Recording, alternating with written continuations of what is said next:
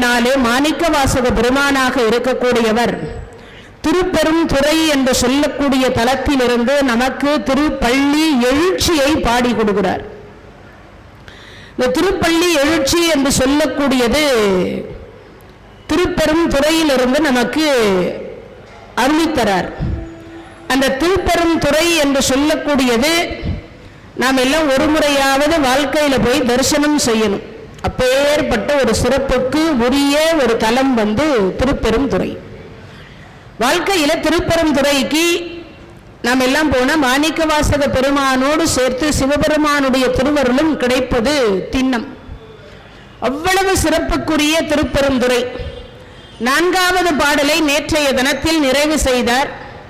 5வது பாடல் இன்றைய தினத்தில் மாணிக்கவாசக பெருமான் திருப்பெரும் துறையிலிருந்து நமக்கு அருளை கொடுத்திருக்கிறார். பூதங்கள் தோறும் நின்றாய் எனில் அல்லால் போக்கிலன் வரவிலன் என நினைப்போர், அதாவது புலவோர் கீதங்கள் பாடுதல் ஆடுதல் அல்லால் கேட்டு அறியோம் உன்னை கண்டு அறிவாரை சீதம் கொள் வயல் திருப்பெருந்துறை உரை மன்னா சிந்தைக்கும் அறியாய் எங்கள் முன் வந்து ஏதங்கள் அறுத்து எம்மை ஆண்டு அருள் புரியும் எம்பெருமான் பள்ளி எழுந்தருள் ஆயே. பூதங்கள் தோறும் நின்றாய் எனில் அல்லால், அருமையான வரியில சொல்றார். பூதங்கள் அப்படின்னு சொன்ன பஞ்சபூதங்கள். ஏன்னா நாம் எல்லாம் நாம் செய்யக்கூடிய தவறுகளை யாருமே பார்த்ததில்லை அப்படின்னு நினைச்சுட்டு இருக்கோம். 5 பூதங்கள், பஞ்சபூதங்கள், பஞ்சம்னா 5. இந்த 5 பூதங்கள் எப்பயுமே ஓப்பன் பிளேஸா இருக்கும். நீர், நிலம், நெருப்பு, காற்று, ஆகாயம், வாயு, இது எல்லாமே நமக்கு பார்த்தீங்கன்னா திறந்த வெளியில இருக்கும். காற்றுக்கு எதை வச்சு அடைக்க முடியும்? பலூன்ல கொஞ்ச நேரம் அடைச்சி வைக்கலாம். அதுக்காக உலகத்தில் இருக்கக்கூடிய எல்லா காற்றையும் அடைச்சி வைக்க முடியுமான்னா முடியாது. நம்ம சுவாசித்துக் கொண்டிருக்கக்கூடிய காற்றாக இறைவன் சிவபெருமான் இருக்கின்றார். அந்த தலம் ஸ்ரீ காளஹஸ்தி அப்படின்னு சொல்லக்கூடிய காலஸ்திரி. சரி, அதுக்கு பிறகு என்னவாக இருக்கிறார்? ஏன்னா நம்மெல்லாம் சுவாசிப்பதற்கு காற்று தேவை. அங்கே காலஸ்ரீ பெருமானிடத்துல போய் உள்ள போய் கருவறையில தரிசனம் பண்ணீங்கன்னா உள்ளே இருக்கக்கூடிய அந்த தீபம் அணைந்து அணைந்து எரியும். நல்ல உற்று நோக்கணும் அந்த கருவறையில் இருக்கக்கூடிய, ஏன்னா காற்று போகாதுன்னு அர்த்தம். அப்பேற்பட்ட சிறப்புக்கு உரியது ஸ்ரீ காளஹஸ்தி அப்படின்னு சொல்லக்கூடிய காலத்திரி. அங்கதான் கண்ணப்ப நாயனாருக்கு முக்தி கொடுத்த தலம். வாளால் மகவு அறிந்து ஊட்டவல்லேன் அல்லேன் மாது சொன்ன சூழால் இளமை துறக்கவல்லேன் அல்லேன் பக்தி செய்து நாளாரில் கண்ணெடுத்து அப்பவல்லேன் அல்லேன் இனி நான் சென்று ஆளாவது எப்படியோ திருக்காலத்தி அப்பருக்கே. பட்டினத்தாருடைய வாக்கு. அப்ப இங்க சொல்லுகிற பொழுது சொல்றார், பூதங்கள் தோறும் நின்றாய். அவர்தான் காற்றாகி விண்ணாகி மலையாகி எல்லாமாக அவர் தான் இருக்காராம். சாதாரணமா இல்லை, அவர் தான் எல்லாமாக இருக்கிறார். அப்போ எல்லாமாக இருக்கக்கூடிய பெருமான் யாரு அப்படின்னா சிவபெருமான். ஓசை ஒளி எல்லாம் ஆனாய் நீயே, உலகுக்கு ஒருவனாய் நின்றாய் நீயே, வாச மலரெல்லாம் ஆனாய் நீயே, மலையான் மருகனாய் நின்றாய் நீயே, பேச பெரிதும் இனியாய் நீயே, பிரானாய் அடி என்மேல் வைத்தாய் நீயே, தேச விளக்கெல்லாம் ஆனாய் நீயே, திருவையார் அகலாத செம்பொற்ஜோதி. நமக்கு பாடி அருளி கொடுத்திருக்கிறார் அப்பர் பெருமான். அப்ப திருவையாறு திருத்தாண்டகத்தில் சொல்றார், எல்லாமே அவர் தானா, சிவபெருமானை தவிர. அப்பன் நீ, அம்மை நீ, ஐயனும் நீ, அன்புடைய மாமனும் மாமியும் நீ, ஒப்புடைய மாதரும் ஒன்பொருளும் நீ, ஒரு குலமும் சுற்றமும் ஓரூரும் நீ, துய்ப்பனவும் உய்ப்பனவும் தோற்றுவாய் நீ, துணையாய் என் நெஞ்சத்தில் துறப்பாய் நீ, இப்பொன்னி இம்மணி நீ, இம்முத்து நீ, இறைவன் நீ, ஏறார்ந்த செல்வன் நீயே. அப்பர் பெருமான் சொல்றார். அப்போ இங்க சொல்லுகிற பொழுது சொல்ற மாணிக்க வாசக பெருமான் பூதங்கள் தோறும், அப்போ மண் தலம் காஞ்சிபுரம், அடிக்கு ஒரு சிவலிங்கம் இருக்கான் காஞ்சிபுரத்தில். கிட்டத்தட்ட சிவாலயங்கள் ஒரு 5000 ஆலயத்திற்கு மேல இருக்கிறதாக சொல்லப்படுகிறது காஞ்சிபுரத்தில்.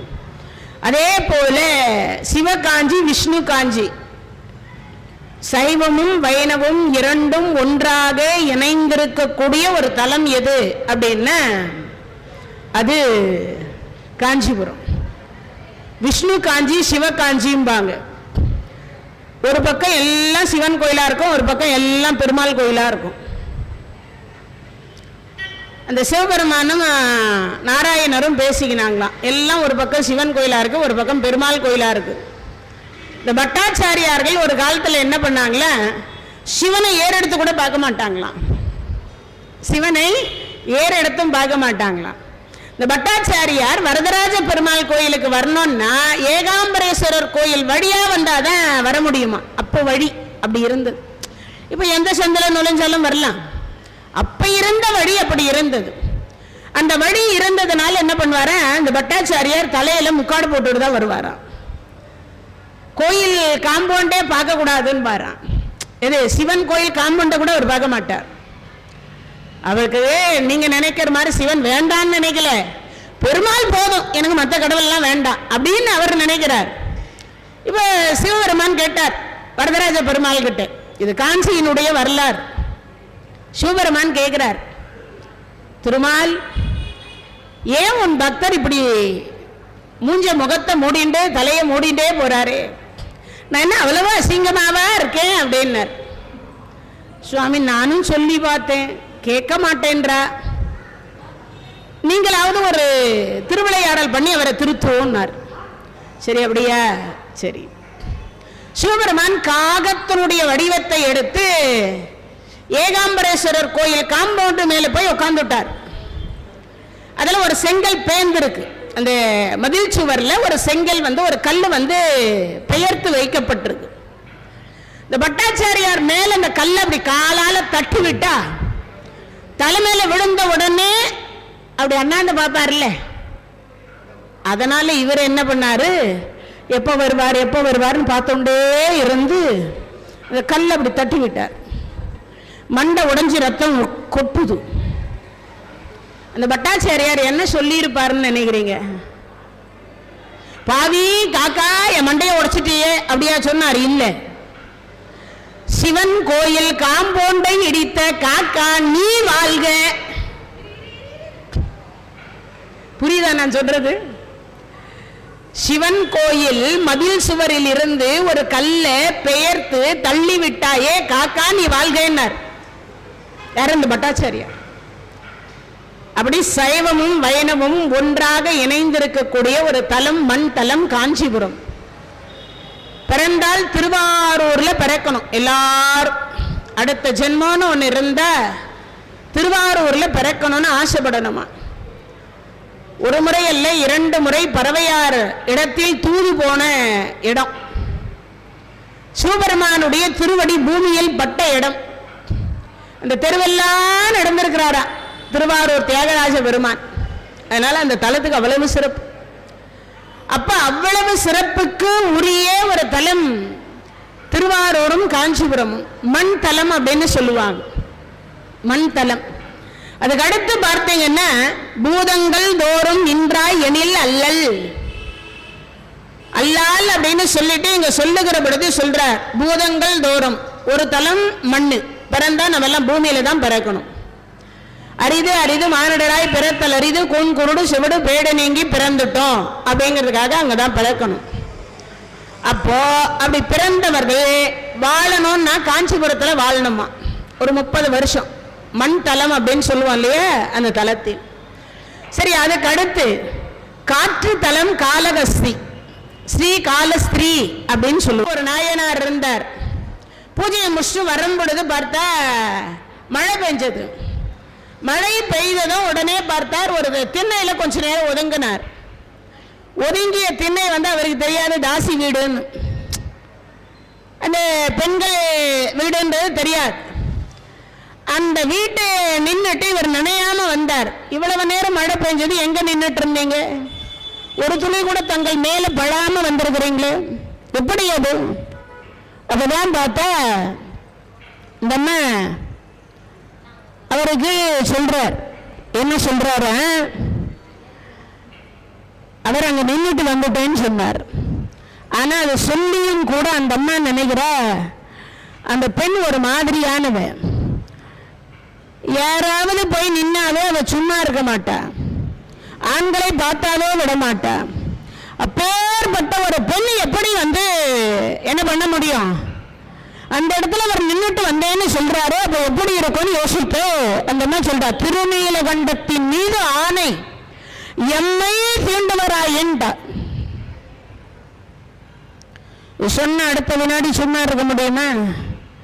ஒரே பாயில கணவன் மனைவி, அவருக்கு 18 வயசு, இந்த அம்மாவுக்கு 16 வயசு. ஒரே பாயில இருவரும் தூங்குறாங்க 90 வயசு வரைக்கும். ஆனா இவருடைய கை அந்த அம்மா மேல பட்டதில்லை, அந்த அம்மா கை இவர் மேல பட்டதில்லை. இளமையை துறக்க முடியுமா? ஒரு கேள்வி. கட்டி தொட்டு தாலி கட்டின மனைவி அங்க இருக்கா, ஒரே பாயில படுத்துட்டு இருக்கா, அவளை தொடாம இருக்க முடியுமா? ஒரு கேள்வி. இளமையை துறக்க முடியுமானா முடியாது, இளமையை துறக்கவே முடியாது. ஆனா ஒருவர் துறந்திருக்கிறார், திருநீலகண்ட நாயனார் என்கின்றவர் துறந்திருக்கிறார். அதுதான் இங்க சொல்றார், வாளால் மகவு அறிந்து ஊட்டவல்லேன் அல்லேன், மாதி சொன்ன சூழால் இளமை துறக்க வல்லேன் அல்லேன்டார். மாதி சொன்ன சூழால் இளமை துறக்க வல்லேன் அல்லேன், பக்தி செய்து நாளாரி கண்ணெடுத்த அப்ப வல்லேன் அல்லேன். அந்த இடம் தான் பிரிய காலத்தி அப்படின்னு சொல்லக்கூடிய ஸ்ரீ காலகத்தின்னு வாங்க, ஸ்ரீ காலஸ்திரின்னு வாங்க. அந்த தலம் வாயு தலம். அந்த தலத்துல 6 நாள் பின்னனார் என்கின்ற பெயரோடு கண்ணப்ப நாயனார் போய் பக்தி செய்து அங்க இருக்கக்கூடிய சிவபெருமான் கண்ணில் உதிரம் வடிந்தது. வடிந்த உதிரத்தை பார்த்த உடனே என்னுடைய யாருக்கு? என்னுடைய இறைவனுக்கு யாரோ தீங்கிரைத்து விட்டார். யார் என்று சுத்தி சுத்தி பார்த்தார், எங்கேயும் இல்லை, ஆள் இல்லை. கடைசியா பார்த்தார், என்னிடத்தில் மருந்துண்டுதான், என்னிடத்துல மருந்து இருக்கு. இறைவனுடைய கருணையினாலே சொல்லுகிற பொழுது சொல்றார், என்னிடத்துல மருந்து உண்டுதான். என்னிடத்துல மருந்து இருக்குன்னா என்ன அர்த்தம்? முல்லை முள்ளால் எடுக்கல, வைரத்தை வைரத்தால தான் அறுக்கணும். இப்ப இவர் கண்ணில் ரத்தம் வடிகிறதுனால அவர் கண்ணுக்கு நம்ம பதிலாக கண்ணை கொடுத்தால் சரியா போயிடல. முல்லை முள்ளால் எடுக்கணும், வைரத்தை வைரத்தால் அறுக்கணும், மலத்தை மலத்தால் போக்கணும். அப்பெல்லாம் இத்தினூண்டு குழந்தை பாத்ரூம் போச்சுன்னா சாணம் போட்டு ஒழுகுனா, மலத்தை மலத்தால, மனித மலத்தை பசுவினுடைய மலத்தை வச்சு அந்த இடத்தை முழுகுனாங்க. ஒரு காலம் அப்படி இருந்தது. இப்ப அதுக்கு பதிலா வாசனை திரவியங்களை போட்டு தொடச்சு விடுறா இல்லையா? அதுபோல இங்கு சொல்லுகிற பொழுது சொல்றார், என்ன சொல்றாரு? இறைவனுடைய கருணையினால் பக்தி செய்து 6 நாளில் கண்ணெடுத்த அப்பவல்லான் அல்லான். 90 வயசு முதியவர், தினமும் 2000 படி ஏறார். ஒரு குடத்துல தண்ணி பிரசாதம் எல்லாம் தூக்கிட்டு புறப்படுறார். எல்லாமே அது எல்லாம் இங்கிருந்து எடுத்துட்டு போய் 2000 படி ஏறி பகவான் ஏற சிவபெருமானே பூஜை பண்ணி அபிஷேகம் பண்ணி ஆராதனை பண்ணி மாலை சாத்திட்டு வருவார். அடுத்த நாள் அவர் போயிடுவார். அவர் போனதுக்கு அப்புறம் இவர் போவார். யார? கண்ணப்ப நாயனார். வாயில இருந்து எச்சில நிலைத்தோன்னு துப்புவார். நாமெல்லாம் பக்தி என்னன்றத நம்ம சொல்றோம். வாயில ஒரு எச்சில தூணு துப்புவார். காட்டு மலரை மேல போடுவார். பன்றிய சுட்டு அதை கொண்டு வந்து பன்றிய குத்தி அதை சுட்டு வாயில போட்டு மென்னு அதுல எலும்பில்லாம சதை மட்டும் இருக்கிறதா பார்த்து கொண்டு வந்து சுவாமி இப்படி இருக்கு, இதை சாப்பிடுங்கம்பார், இதான் சுவையா இருக்கும்பார். இப்படி செய்ய முடியுமா? ஆனா அவர் செய்தார். அவருக்கு வயசு அப்போ 9. பின்னனார் என்கின்ற கண்ணப்ப நாயனாருக்கு வயசு 9. வேடனே வேடனே என்று முன் சொன்னத்தில் சொன்னதுனால வேடர் குலத்தில் பின்னனார் என்கின்ற பெயரோடு அர்ச்சுன பெருமான் வந்து அவதாரம் செய்தார். கண்ணப்ப நாயனார் தான் அர்ச்சுன பெருமான். அப்ப அங்க வந்து செய்கிற பொழுது அப்பதான் பார்க்கிறார். பட்ட சிவாச்சாரியார் சொன்னார், யாரோ பாவி பெருமை அநியாயம் பண்ணி வச்சிருக்கானே சுவாமி, இதெல்லாம் நீ கேட்க மாட்டியான். சிவபெருமான் சொல்றார், உனக்கு இந்த பக்தி பிடிச்சிருது, அவனுக்கு இந்த பக்தி பிடிச்சிருது. பக்தியில பல வகை இருக்கு. கல்லால் அடிச்சவர் ஒருத்தர் இருக்கிறார், சொல்லால் அடிச்சவர் ஒருத்தர் இருக்கார், பிறந்தால் அடிச்சவர் ஒருத்தர் இருக்கார், வில்லால் அடிச்சவர் ஒருத்தர் இருக்கார். இப்படி நிறைய பேர் இருக்கிறாங்க. யார? இறைவனை. உண்டா இல்லையா? சாக்கிய நாயனார் என்ன பண்ணார்? ஒரு கல்ல தினமும் போய் சிவபெருமான் மேல எரிஞ்சுட்டு தான் வருவார் தினமும். அதே மாதிரி பாண்டிய மன்னன் பிறம்பால் அடிச்சார், வில்லால் அடிச்சான் அர்ஜுனன், சொல்லால் அடிச்சார் நக்கீரர். இவங்களெல்லாம் உயிரோட விட்டார். பூச்செண்டால் அடித்தார் மன்மதன், எரிச்சு விட்டார். ஏன்? இறைவனுக்கே காமத்தை உற்பத்தி பண்ணார், அதனால அவரை எரிச்சு விட்டார். அதனால மன்மத பானம் போட்டவனே அவரை எரித்தார். அப்ப அப்பேற்பட்ட சிவபெருமான் இந்த ஸ்ரீ காளஹஸ்தியில் இருக்கக்கூடிய சிவாச்சாரியார்கிட்ட சொன்னார், அவன் பக்தி தனிமையானது. 9 வயசுல உங்களுக்கு இந்த பக்தி இருந்திருக்குமானா இருந்திருக்காது. சுவாமி அப்படி என்ன அவன் பக்தி பண்ணிட்டான், என் பின்னாடி நின்னுக்கோன்னார். அது பின்னாடி நின்றார். வந்தார், எச்சில தூணு துப்பினார், காட்டு மலரை போட்டார். அதுக்கப்புறம் பார்த்தீங்கன்னா அங்க இருக்கக்கூடிய அந்த பன்றி கரையை வச்சார். சுவாமி சாப்பிடுங்கோ சாப்பிடுங்கோ. சாப்பிடல இறைவன். கண்ணில் இருந்து ரத்தம் வருது. என் குடிமிநாதனுக்கு எவன் தீங்கு வைத்தான்? சுத்தி தேடி பார்த்தார், யாரும் இல்லை. கடைசியில வந்தார். முல்லை முள்ளால் எடுக்கணும், மலத்தை மலத்தால் போக்கணும், வைரத்தை வைரத்தால் இருக்கணும். நேரம் என்ன பண்ணார்? கண்ணுக்கு கண்ணுன்னு ஒரு கண்ணை பெயர்த்து எடுத்து அங்க வச்சுட்டார்.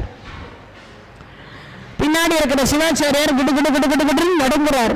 ஏன்டா இப்படி எல்லாம் பக்தி பண்ண முடியுமா? 9 வயசுல 9 வயசுல இப்படி ஒரு பக்தி பண்ண முடியுமா? முடியாது இல்லையா? ஆனா அவர் பண்ணார். அப்ப இவர் சொல்றார், அப்படியா இது என்ன பெருசா சொல்றீங்க சிவாச்சாரியாரு, இதுக்கு மேலதான் இன்னும் இருக்குன்னார். என்னன்னார்? 2வது கண்ணில் வடியுது. சுவாமி எனக்கு ஒன்றும் பயம் இல்லை, இருங்கன்னு சொல்ல அடையாளத்துக்கு செருப்பு அணிந்து கொண்டிருக்கக்கூடிய காலை தூக்கி வச்சார். எல்லாரும் சொல்லுவாங்க கண்ணப்ப நாயனார் செருப்பால் அடித்தார். செருப்பால் அடிக்கல, அடையாளத்திற்கு. ஏன்னா 2 கண்ணை நோண்டிட்டா எங்க வைக்கிறது? கண்ணை எடுத்து எங்க வைக்க முடியும்? தேடிண்டு தடவிண்டு இருக்கணும். அடையாளத்துக்கு அந்த காலத்துக்கு அங்க வச்சுட்டார். எந்த கண்ணில் ரத்தம் வருதோ அந்த கண்ணில் தூக்கி வச்சுட்டார். அந்த 2வது கண்ணை நோண்டுகிற பொழுது, அதாவது நோண்டி எடுக்கலான்ற பொழுதுதான் கண்ணப்பான் இல்லைன்னார். அந்த இடம் தான் வாயு தலம். அதனாலதான் சொன்னார், பக்தி செய்த நாளாரில் கண்ணெடுத்து அப்பவல்லேன் அல்லேன் இனி நான் சென்று ஆளாவது எப்படியோ பிற்காலத்தி அப்புறக்கேன்னார்.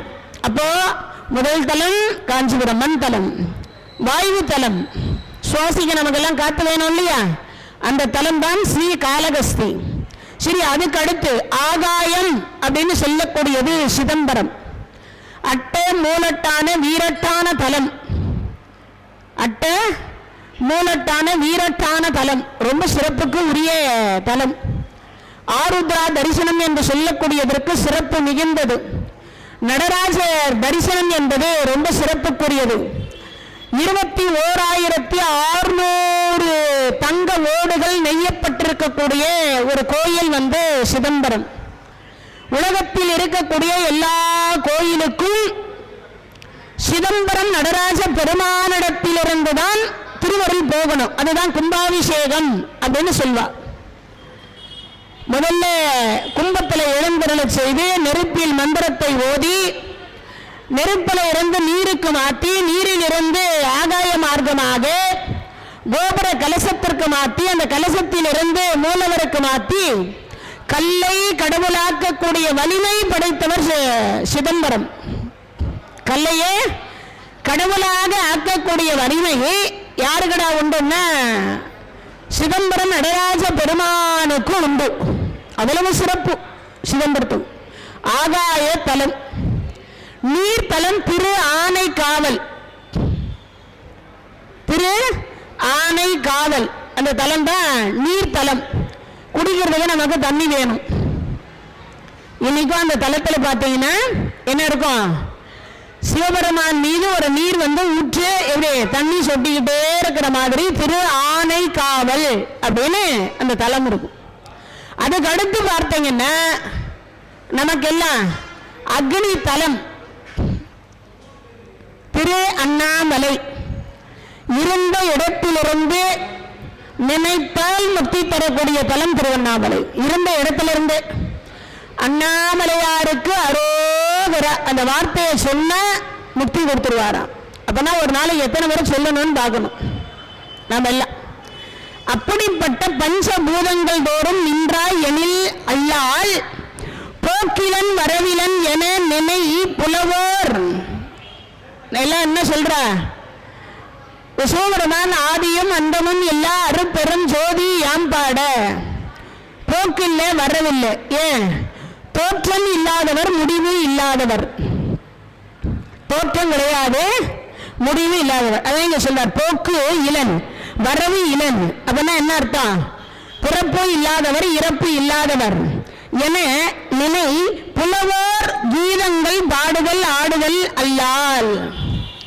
நிறைய பேர் என்ன சொல்றான், தோற்றம் இல்லாத பெருமான், முடிவில்லாத பெருமான் அப்படின்னு சொல்றான். ஆனா இங்க அடுத்து சொல்றார், கீதங்கள் பாடுதல் ஆடுதல் அல்லால். தோற்றம் இல்லாத பெருமான், முடிவில்லாத பெருமான் சொல்றோம். ஆனா அப்பேற்பட்ட பெருமான் நமக்கு என்ன தருவார் அப்படின்னா பிறவா யாக்கை தருவாராம். என்ன தருவார்? பிறவா யாக்கை தருவார். குலன் கொல்லேன் குணன் கொல்லேன் குறியும் கொல்லேன் குற்றமே பெரிதுடையேன் கோல மாய நலம் கொல்லேன் நான் கொல்லேன் ஞானி அல்லேன் நல்லாரோடு இசைந்திலேன் நடுவே நின்ற விலங்கல்லேன் விலங்கல்லாத ஒளிந்தேன் அல்லேன் வெறுப்பனவும் மிக பெரிதும் பேச வல்லேன் இளம் கொல்லேன் இறப்பதே ஈய மாட்டேன் என் செய்வான் தோன்றினேன் ஏழையேனே. சிவபெருமான் குலன் குணன் குறி குற்றம் எல்லாமே யார்? அவரு சிவபெருமான். குணத்தை பார்க்கல, குலத்தை பார்க்கல. என்ன பண்றாரா? அவர்களுடைய பக்தி என்கின்ற அன்புக்கு மட்டுமே பாத்திரமாக இருக்கிறார். அன்புக்கு மட்டுமே பாத்திரமாக இருக்கிறார். அதுதான் இங்க சொல்றார், பூதங்கள் தோறும் நின்றாய் எனில் அல்லால் போக்கு இளன் வரவு இளன் என நினை புலவோர். அப்படின்னா என்ன அர்த்தம்? போக்கில்லாதவர் வரவில்லாதவர் எல்லாம் நினைக்கிறாங்க. என்ன நினைக்கிறாங்க? பிறந்தும் இறந்தும் மாறி மாறி பிறப்புக்கே உரியவராக நாம் எல்லாம் அறிகிறோம். பிறப்புக்கே உரியவர் யாரு? நாம் எல்லாம். அப்போ இறைவன் ஆதியும் அந்தமும் எல்லா அருட்பெரும் ஜோதியை யாம்பாட தோற்றமில்லாதவர், முடிவில்லாதவர், கீதங்கள் பாடுதல் ஆடுதல் அல்லால் கேட்டறியும். நிறைய பேர் சொல்றாங்க சிவபெருமானுக்கு தோற்றம் இல்லை, சிவபெருமானுக்கு முடிவு இல்லை சொல்றாங்க. அந்த கீதத்தை நாங்கெல்லாம் காதால கேட்டிருக்கோம். அப்போ பாடுதல் ஆடுதல், பரதநாட்டியம் ஆடுறாங்க இல்லையா, அது யாருக்கு உரியதுன்னா சிவபெருமானுக்கு உரியது. பரதநாட்டியம் என்பது யாருக்கு உரியது? சிவபெருமானுக்கே உரிய ஒரு சிறப்பு. அந்த சிவபெருமானாக இருக்கக்கூடியவரை முன்வைத்துதான் இந்த பரதநாட்டியம் கற்றுக்கொள்வார்கள். நடராஜ பெருமான் அவர்தான் முதல்ல நடனம் பதஞ்சலி முனிவருக்கும் வியாக்கிரபாதருக்கும் அகத்திய மகரிஷிக்கும் 63 நாயன்மார்களுக்கும் எல்லாருக்கும் நடன கோலம் காண்பித்த ஒரு பெருமான். அந்த கோலத்தை பார்க்கறதுக்குன்னா கோடி கோடி கோடி கோடியா புண்ணியம் பண்ணியிருக்கணுமா? எதை? நடராஜர் தரிசனத்தை. அதனால இங்க சொல்லுகிற பொழுது கீதங்கள் பாடுதல் ஆடுதல் அல்லால் கேட்டு அறியோம் உன்னை கண்டு அறிவாரை. சிவபெருமான நிறைய பேர் பார்த்தேன் பார்த்தேன்னு சொல்றா. ஆனா பார்க்க முடியுமா? பார்க்கலாம், நமக்கு அந்த அளவுக்கு பொறுமை இருக்கான்னு ஒண்ணு. இன்னொன்னு, அந்த அளவுக்கு இறைவன் பால் நம்ம பக்தி செலுத்துறோமான்னு ஒண்ணு. இன்னொன்னு, அந்த அளவுக்கு நமக்கெல்லாம் என்ன இல்லை, அன்பு என்கின்ற ஒன்று இல்லை. யார் மேல? இறைவன் பால். இறைவன் மேல நமக்கு அந்த அளவுக்கு அன்பு இருக்கா? இல்லை. அதான் நிஜம். அதனால இங்க சொல்லுகிற விடுதி சொல்றார், கேட்டு அறியோம் உனை கண்டு அறிவாரை. அப்போ பார்த்தவங்க யாராவது சிவபெருமானை பார்த்தேன்னு சொன்னா, நீங்க எங்க பார்த்தீங்க, எப்படி பார்த்தீங்க? யார் சிவபெருமானை பார்த்தா? திரு கைலாயத்திற்கு போறா எல்லாம். சில பேருக்கு தங்கமயமான தரிசனம் கிடைக்கும், பொன் மலையாக காட்சி கிடைக்கும். சில பேருக்கு வெள்ளி மலையாக காட்சி கிடைக்கும். சில பேருக்கு ரத்தின மலையாக காட்சி கிடைக்கும். சில பேருக்கு தாமிர காட்சி கிடைக்கும். ஒவ்வொருத்தருக்கும் ஒவ்வொரு காட்சி கிடைக்குமா. அந்த கைலை மலைக்கு கைலை மலை யாத்திரை அப்படின்னு போறாங்களே அவங்களுக்கு. அதனால இங்க சொல்லுகிறபடி சொல்றாங்க, எல்லாரும் சொல்ற, நாங்க கைலைக்கு போயிட்டு வந்துட்டோம். கைலை உள்ளெல்லாம் போக முடியாது. ஏதோ ஒரு 2 கிலோமீட்டர் தொலைவில் நின்று கைலை மலையான பார்த்து தரிசிக்கணும், அவ்வளவுதான். உள்ள போய் வெளியில வர்றதுக்கு நாமெல்லாம் என்ன காரைக்கால் அம்மையார, இல்ல சுந்தரமூர்த்தி சுவாமிகளா, இல்ல அப்பர் பெருமான கைலை காட்சியை காண்பித்து நம்மெல்லாம் ஞான சம்பந்த பெருமான இல்லையே, நம்மளாம் சாதாரண மனிதர்கள். அதனால இங்க சொல்லுகிற பொழுது, கேட்டு அறியோம் உனை கண்டு அறிவாரை சீதம் கொள் வயல் திருப்பெரும் துறையுரை மன்னா. சிவபெருமான் திருப்பெருந்துறையிலே மன்னனாக இருக்கின்றார். என்னவாக இருக்கிறார்? மன்னனாக இருக்கின்றார். அதனால சொல்றார், சீதம் கொள் வயல். சீதம்னா என்னது? நீர்நிலை. அப்ப நீர்நிலை இருந்தா என்ன அங்க பூத்திருக்கும்? தாமரை ஒரு பக்கம் பூக்கும், அள்ளின்ற மலர் ஒரு பக்கம் பூக்கும். அது எப்படி இருக்கும் பாருங்க. சூரியனை கண்டு மலரக்கூடியது தாமரை, சந்திரனை கண்டு மலரக்கூடியது அல்லி. பகல்ல ஒண்ணு மலருது, இரவுல ஒண்ணு மலருது. இரண்டுமே இறைவன் திருவடிக்கு போய் சேருது. ரெண்டுமே இறைவன் திருவடிக்கு போய் சேருதான். அதை இங்க சொல்லுகிற பொழுது சொல்றார், சீதம் கொள் வயல் திருப்பெருந்துறை உரை மன்னா. சிவபெருமான் அது தலத்துல மன்னனாக இருக்கிறாரா? ஏன்? எல்லார் மனசையும் ஆட்கொண்டிருக்கிறார். எல்லார் மனசையுமே ஆட்கொண்டு இருக்கிறார். அதனால மன்னனாக இருக்கிறார். சிந்தைக்கும் அறியாய் எங்கள் முன் வந்து. சிந்திப்பவர் சிந்தை உலானை. யாரு? இந்த சிவபெருமான் இருக்காரு. சிந்திப்பவருடைய சிந்தை உலான் சாதாரணமானவர் இல்லையா? அப்போ சிந்திக்கக்கூடியவர் யாரு? நாம் என்ன? சிந்தை மகிழே சிவபுராணம் தன்னை முந்தை வினை முழுவதும் ஓய உரைப்பன் யான். அப்ப என்ன சொல்றார்? அவன் அருளாலே அவன் தாள் வணங்கி. அதுக்கடுத்து சொல்றார், எல்லா பிறப்பும் பிறந்தேன் எம்பெருமான். அப்படி எல்லாத்தையும் சொல்லிட்டே வரும்பொழுது சொல்றார், அப்ப இறைவனை தாயில் சிறந்த தயாவான தத்துவனே. சிவபெருமான் இருக்காரே சாதாரணமானவர் இல்லை. சிந்தைக்கும் அறியாய் எங்கள் முன் வந்து. திருப்பெருந்துறையில் இருக்கக்கூடிய மன்னா, சிந்தைக்கும் அறியாய் அப்படின்னா என்ன அர்த்தம்? இந்த அறிவுக்கு எட்டாத ஒரு பெருமான் சிவபெருமான். இந்த அறிவுக்கு எட்டக்கூடியவரா? ஏன்னா பிரம்மா அப்படிதான் நினைச்சாராம். திருவண்ணாமலை தலத்தில் என்ன பண்ணார்? திருமுடி திருவடி ரெண்டும் தேடினாங்க. ஒரு நாள் தேடினாங்களா, 2 நாள் தேடினாங்களா? 1000 வருஷம். கல்வி செருக்கு ரொம்ப படிச்சுட்டோன்னு ஒரு அகந்தையில தேடினார் பிரம்மா. பார்க்க முடிஞ்சதா? முடியல. செல்ல செருக்கில் தேடினார் திருமால். பார்க்க முடிஞ்சதா? முடியல. அப்ப இங்க சொல்லுங்க, சிந்தைக்கும் அறியாய் எங்கள் முன் வந்து. அப்போ திருமாலால பார்க்க முடியல, பிரம்மாவால பார்க்க முடியல, 33 கோடி தேவர்களால பார்க்க முடியல. அன்பெனும் பிடிக்குள் அகப்படும் மலையே. யாரு? அன்பு வைத்தால் தொண்டர்களுடைய உள்ளத்துக்குள் இறைவன் ஒடுங்கி இருப்பாராம். தொண்டருடைய உள்ளத்துக்குள் தர்மராஜா இருந்தார், பீமராஜா இருந்தார், அர்ஜுன நகுல சகாதேவர் இருந்தாங்க. தர்மராஜா வயசுல மூத்தவர், பீமராஜா வயசுல மூத்தவர், அர்ஜுன பெருமான் நகுல சகாதேவர் 3 பேரும் பகவானை விட கொஞ்சம் சின்னவங்க. ஆனா அர்ஜுன பெருமான் மைத்துனர். கீதை உபதேசத்தெல்லாம் கேட்டார். பரோபகாரம் இதம் சரீரம், எது நடந்ததோ அது நன்றாகவே நடந்தது, எது நடக்கும் போதோ அது நன்றாகவே நடக்கும், எதை கொண்டு வந்தாய் இழப்பதற்கு, எதை இங்கிருந்து எடுத்தாயோ அது இங்கிருந்தே எடுக்கப்பட்டது, எதை கொடுத்தாயோ அது இங்கிருந்தே கொடுக்கப்பட்டது, கொண்டு வந்தது ஒன்றும் இல்லை, கொண்டு போறது ஒன்றும் இல்லை, இடைநடுவே வரக்கூடிய மாயையில் சிக்கி உழல வேண்டாம், இதெல்லாம் உபதேசம் பண்ணார். ஆனா அவரால் கூட இறைவனை கட்டி போட முடியல. சகாதேவர் அதாவது தூது போறார் பகவான், உங்க உள்ளத்துல என்னென்ன இருக்குன்னு பட்டியலிட்டு சொல்லுங்கன்றார். தர்மத்தின் வாழ்வு தன்னை சூடு கவ்வும் இறுதியில் தர்மம் வெல்ல வேண்டும், இதை தவிர எனக்கு வேற சிந்தனை இல்லைன்னு தர்மராஜா சொல்றார். பீமராஜா சொல்றார், பிறர் பொருள் எட்டியாக இருக்கணும், பிறர் மனைவியை பார்த்தா அது எனக்கு என்னது சகோதரியா தாயாக தெரியணும், பிறர் பொருள் எனக்கு எட்டியா தெரியணும், பிறர் வசை எனக்கு வேண்டாம், பிறர் புகழ்ந்து பண்ண என்கிட்ட ஏதோ எதிர்பார்க்கிறாங்கன்னு அர்த்தம். அதே மாதிரி பிறர் பொருளை நான் பார்த்தா எட்டிக்காயை விட கசப்பா இருக்கும்.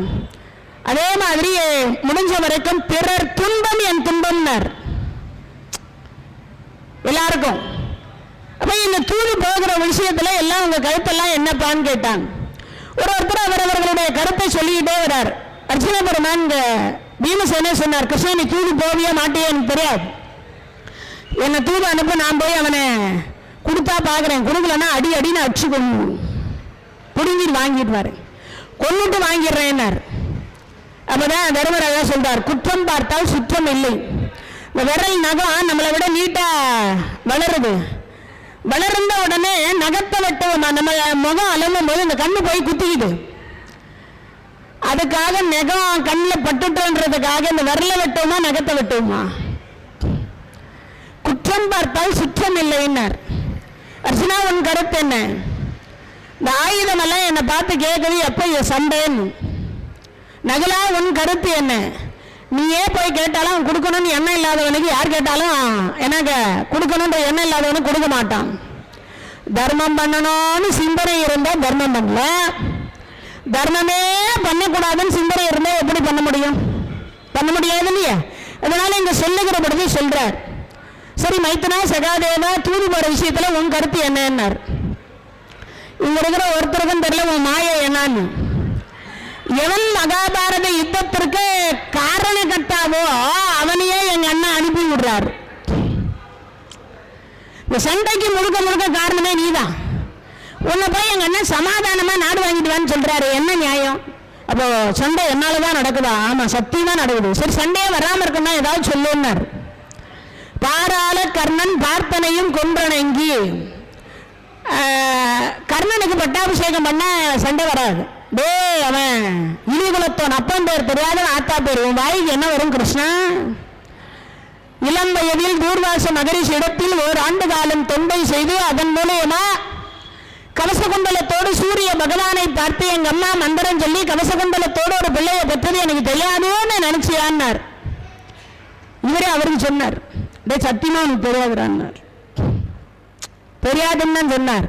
அதுக்கப்புறம் பார்த்தீங்கன்னா மறுபடியும் என்ன சொல்றார், சரி உங்க அண்ணன்ற கட்டிடலாம் விடு, அப்பயாவது சண்டை வேணும் சண்டை வேணும்னு அர்ஜுனன் சொல்றாரு, அவரை பிடிச்சி கொண்டு விடணும். சரி அவனும் உங்க அண்ணன் கொண்டு விடலாம், அப்பயாவது இந்த இன்னொருத்தர் சண்டை வேணும்னு இருக்கார். யார் அவரு? பீமசேனர். அவரை பிடிச்சி 4 நாள் சங்கிலி போட்டு பாதாள உலகத்துல வச்சிடணும்னார். சரி உங்கள ஒரு அண்ணன் அவனே வச்சிடலாம். காரார் குழல் கலைந்தோன்னார். அப்படின்னா என்னது? என்னைக்கு திரௌபதி கூந்தலை விரிச்சாலும் அன்னைக்கே எங்க குடும்பம் லோ லோ லோ லோன்னு அலைய ஆரம்பிச்சது. பெண்கள் கூந்தல் அலையக்கூடாது. ஆனா இன்னைக்கு இருக்கிற பெண்கள் எல்லாம் கூந்தலை விரிச்சு போட்டுதான் கோயிலுக்கே வரா. பிள்ளைங்க கிட்ட சொல்லி வளர்க்கறதுல ஒரு தாய்மாரும் சொல்லியே கொடுக்கறதுல. ஆனா அந்த குழந்தைகளுக்கு நல்ல வாழ்க்கை அமையாது என்பதை அவங்களுக்கு புரியல. நல்ல வாழ்க்கை அமைந்தாலும் ஆயுள் இல்லாத கணவர் வருவாரா? நான் யாரையும் சபிக்கல, யாரையும் சொல்லல, புராணத்துல இருக்கிறத சொல்றேன். ஏன்னா நிறைய பேர் நினைச்சுப்பா இந்த அம்மா என்ன எப்ப பார்த்தாலும் எதையாவது சொல்லிகிட்டே இருக்காளே. அதனால எல்லா குழந்தையும் நல்லா இருக்கணும்ன்ற நோக்கத்துல, எல்லா குழந்தையுமே நல்லா இருக்கணும்ன்ற நோக்கத்துல பெண் பிள்ளைகள் பின்னல் பின்னி ஜடை போட்டாதான் பெண்களுக்கு அழகு. திரௌபதி அம்மா விரிச்சாலே அவளை உட்கார வச்சு ஒவ்வொன்னா புடுங்கி எடுக்கணும்னார். மொட்டை அடிக்கணும்னு கூட சொல்லலையே. மொட்டை அடிச்சா மீண்டும் வந்துடும். நான் 4 வருஷத்துக்கு முன்னாடி அடிச்சேன், வளர்ந்துருச்சு. அப்ப வளரும் தானே. அது மாதிரி வேரோட புடுங்கிட்ட வளராதில்ல. சரி, உங்களுக்கு 5 பேருக்கு பொண்டாட்டி, அதையும் புடுங்கல. அடுத்து என்னன்னார், மகாபாரத யுத்தத்திற்கு எவன் காரணகர்த்தாவோ அவன் முன்னாடி நிக்கிறான், அவனை இங்கும் அங்கும் நகர விடாம கட்டி போட்டா மகாபாரத யுத்தம் நடக்காதுன்னார். சொன்ன அடுத்த முன்னாடி சும்மா இருப்பார. மைத்துனா சகாதேவா கற்றா பார்க்கலாம். 16,000 கால் மண்டபம், ஒரு தூணுக்கு ஒரு கிருஷ்ணர் நிற்கிறார். மைத்துனா சகாதேவா கற்றா பார்க்கலாம், மைத்துனா சகாதேவா கற்றா பார்க்கலாம், மைத்துனா சகாதேவா கற்றா பார்க்கலாம். எப்படி கட்டுறது? 16,000 கயிறு எடுத்து கட்டி போடல. யாரு? சகாதேவர். இந்த பகவான் மாய உருவத்தை காட்டினார். தூய உருவம் எங்கடா இருக்குன்னு பார்த்தா உள்ளத்துக்குள்ள போய் உட்கார்ந்து இருக்குது. மூச்சு விடாம கொஞ்ச நேரம் நிறுத்தினார். மைத்துனா சகாதேவா மூச்சை விடுறாடே, உள்ள அடைக்குதுடா. மூச்சு இல்லாம காத்து இல்லாம இருக்க முடியுமா? சின்ன இதயமே இவ்வளவுதான் இருக்கு. அந்த இதயத்துக்குள்ள தன் உருவத்தை சுருக்கி போய் அங்க உட்கார்ந்தார். அப்படி உட்கார்ந்த உடனே மூச்சு விடாம ஒரு நிமிஷம் நிறுத்தினாரா. யாரு? சகாதேவர். மைத்துனா வரலன்னா கூட கேள்றப்பா, கொடுத்து விடுறேன், என்ன பண்ணாத, மூச்சை விடு அப்படின்னார். அப்பதான் வெளியில வந்தார். உன் பார்வையால் காப்பாற்றணும்னார். எப்ப? மகாபாரத யுத்தத்தின் பொழுது. அது மாதிரி இந்த சொல்லுகிற பொழுது சொல்றார், சீதம் கொள் வயல் திருப்பெருந்துறை உரை மன்னா சிந்தைக்கும் அறியா எங்கள் முன் வந்து, எங்க முன்னாடி வந்து சொல்லுகிற பொழுது சொன்னார், ஏதங்கள் அறுத்து எமை ஆண்டு கொண்டு. எது? எங்களுடைய பிறப்பு பிறந்தாதான் காரு வேணும், பங்களா வேணும், வீடு வேணும், வாசல் வேணும், மனைவி வேணும், மக்கள் வேணும், அது வேணும், இது வேணும், பார்க்கறதெல்லாம் நமக்கே வேணும்னு தோணும். பிறப்பு இல்லைன்னா எதுவும் தோணாது. இறைவன் சிவபெருமானுடைய திருவடியிலே இருந்தோன்னு வச்சுக்கோங்க, நமக்கெல்லாம் ஏதாவது தோணுமா? எதுவுமே தோணாது இல்லையா? அதைதான் நீங்க சொல்றார், சிந்தைக்கும் அறியா எங்கள் முன் வந்து ஏதங்கள் அறுத்து, பிறப்பை அறுத்து. என்ன? பிறவா யாக்கை உடையவர் சிவபெருமான். எவரும் ஒருவர் பிறவா யாக்கை உடையவர், அவர்கிட்ட நம்ம பிறப்பை கேட்கணும். என்ன கேட்கணும்? பிறவா யாக்கையை கேட்கணும். அதனால இங்க சொல்லுகிற போது சொல்றார், ஏதங்கள் அறுத்து எம்மை ஆண்டு அருள் புரியும். திருவருளை எளிமையா தராரா. பொன்னும் மெய்பொருளும் தருவானை, போகமும் திருவம் புணர்ப்பானை, பின்னை என் பிழையை பொறுப்பானை, பிழையலாம் தவிர பணிப்பானை, இன்ன தன்மை என்று எரிவொன்னா எம்மானை, எளிய வந்த பிரானை, அன்னம் வயகும் வயற்பழந்தனில் ஆரூரானை வரக்கலுமாமே சொல்றார். யாரு? சுந்தரமூர்த்தி சுவாமிகள். அது மாதிரி இங்க சொல்லுகிற பொழுது, ஏதங்கள் அறுத்து எம்மை ஆண்டு அருள் புரியும் எம்பெருமான். என்ன சொல்ற? பள்ளி எழுந்தருளாயே. பிறப்பறுக்கக்கூடிய பெருமான் சிவபெருமான். அந்த பிறப்பை அறுத்து நமக்கெல்லாம் என்ன தராரா? மோட்சம் என்கின்ற முக்தியை தரவல்ல பெருமான் சிவபெருமான். அதனால அந்த என்ன தராரா? நமக்கு முக்தி என்கின்ற ஒன்று தந்தால் இறைவன் திருவடியிலேயே நம்ம எப்பயும் இருக்கலாமா? பிறந்த பிறப்பருக்கும் எங்கள் பெருமான் நிறங்களோர் ஐம்புடையாய் விண்ணோர்கள் ஏத்தம் மறைந்திருந்தாய் எம்பெருமான் வல்வினையேன் தன்னை. வினை வருகிற பொழுதெல்லாம் நமக்கு ஒரு பிறவி வரும். ஆசைக்கு ஒரு பிறவி தருவார். அப்படி பிறவியே தராத ஒரு பெருமான் என்று இங்க சொல்றார். அப்படின்னா என்ன அர்த்தம்? போதங்கள் தோறும் நின்றாய் எனில் அல்லால் போக்கு இளன் வரவு இளன் என நினைப்போ நினைப்போ புலவோர் கீதங்கள் பாடுகள் ஆடுகள் அல்லால் கேட்டு அறியோம் உனை கண்டு அறிவாரை சீதம் கொள் வயல் திருப்பெருந்துறை உரை மன்னா சிந்தைக்கும் அறியா எங்கள் முன் வந்து ஏதங்கள் அறுத்து எம்மை ஆண்டு அருள் புரியும் எம்பெருமான் பள்ளி எழுந்தருளாயே அப்படின்னு 5வது பாடலை யார் முடிகிறார்? மாணிக்கவாசக பெருமானாக இருக்கக்கூடியவர் திருப்பள்ளி எழுச்சியை நிறைவு செய்கிறார். திரு பாவை திருப்பள்ளி எழுச்சியில 5வது பாடலை நிறைவு செய்கிறார். ஆண்டாள் நாச்சியார் என்று சொல்லக்கூடியவை நமக்கு நேற்றைய தினத்தில் என்ன சொன்னார்? ஒருத்தி மகனாய் பிறந்து ஓர் இரவில் ஒருத்தி மகனாய் ஒளித்து வளர கருக்கிலானாகி தான் தீங்க நினைத்த கருத்தை பிழைப்பித்து கஞ்சன் வயிற்றில் நெருப்பெண்ண நின்றே நெடுமாலே அப்படின்னு பாடி கொடுத்துக்கிறார் நேற்றைக்கு. அப்ப இன்னைக்கு என்ன பாடுறா பாருங்க. மாலே மணிவண்ண மார்கழி நீராடுவான் மேலையார் செய்வன வேண்டுவன கேட்டியே சொல்ற. அதுக்கு அடுத்து சொல்ற ஞானத்தை எல்லாம் நடுங்க முரல்வன பாலன்ன வண்ணத்துடன் உன் பஞ்ச சன்னியமே போல் மன சங்கங்கள் உன் பஞ்ச சன்னியமே போல்வன சங்கங்கள் போய் படுகின்ற சொல்ற. என்ன சொல்ற? போய்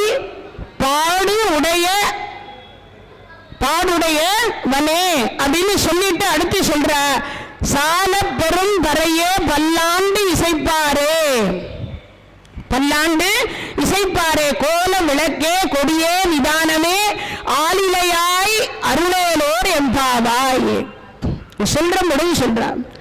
மாலே திருமாலே மணிவண்ணா அப்படின்னா என்னது? திருமாலே உன்னிடத்தில் நாங்க எல்லாம் என்ன கேட்கிறோம்? நீலவண்ணா. அவருடைய மேனி எப்படி இருக்குமா? கருமை நிற கண்ணனாக இருப்பார். நீல மேனியர்.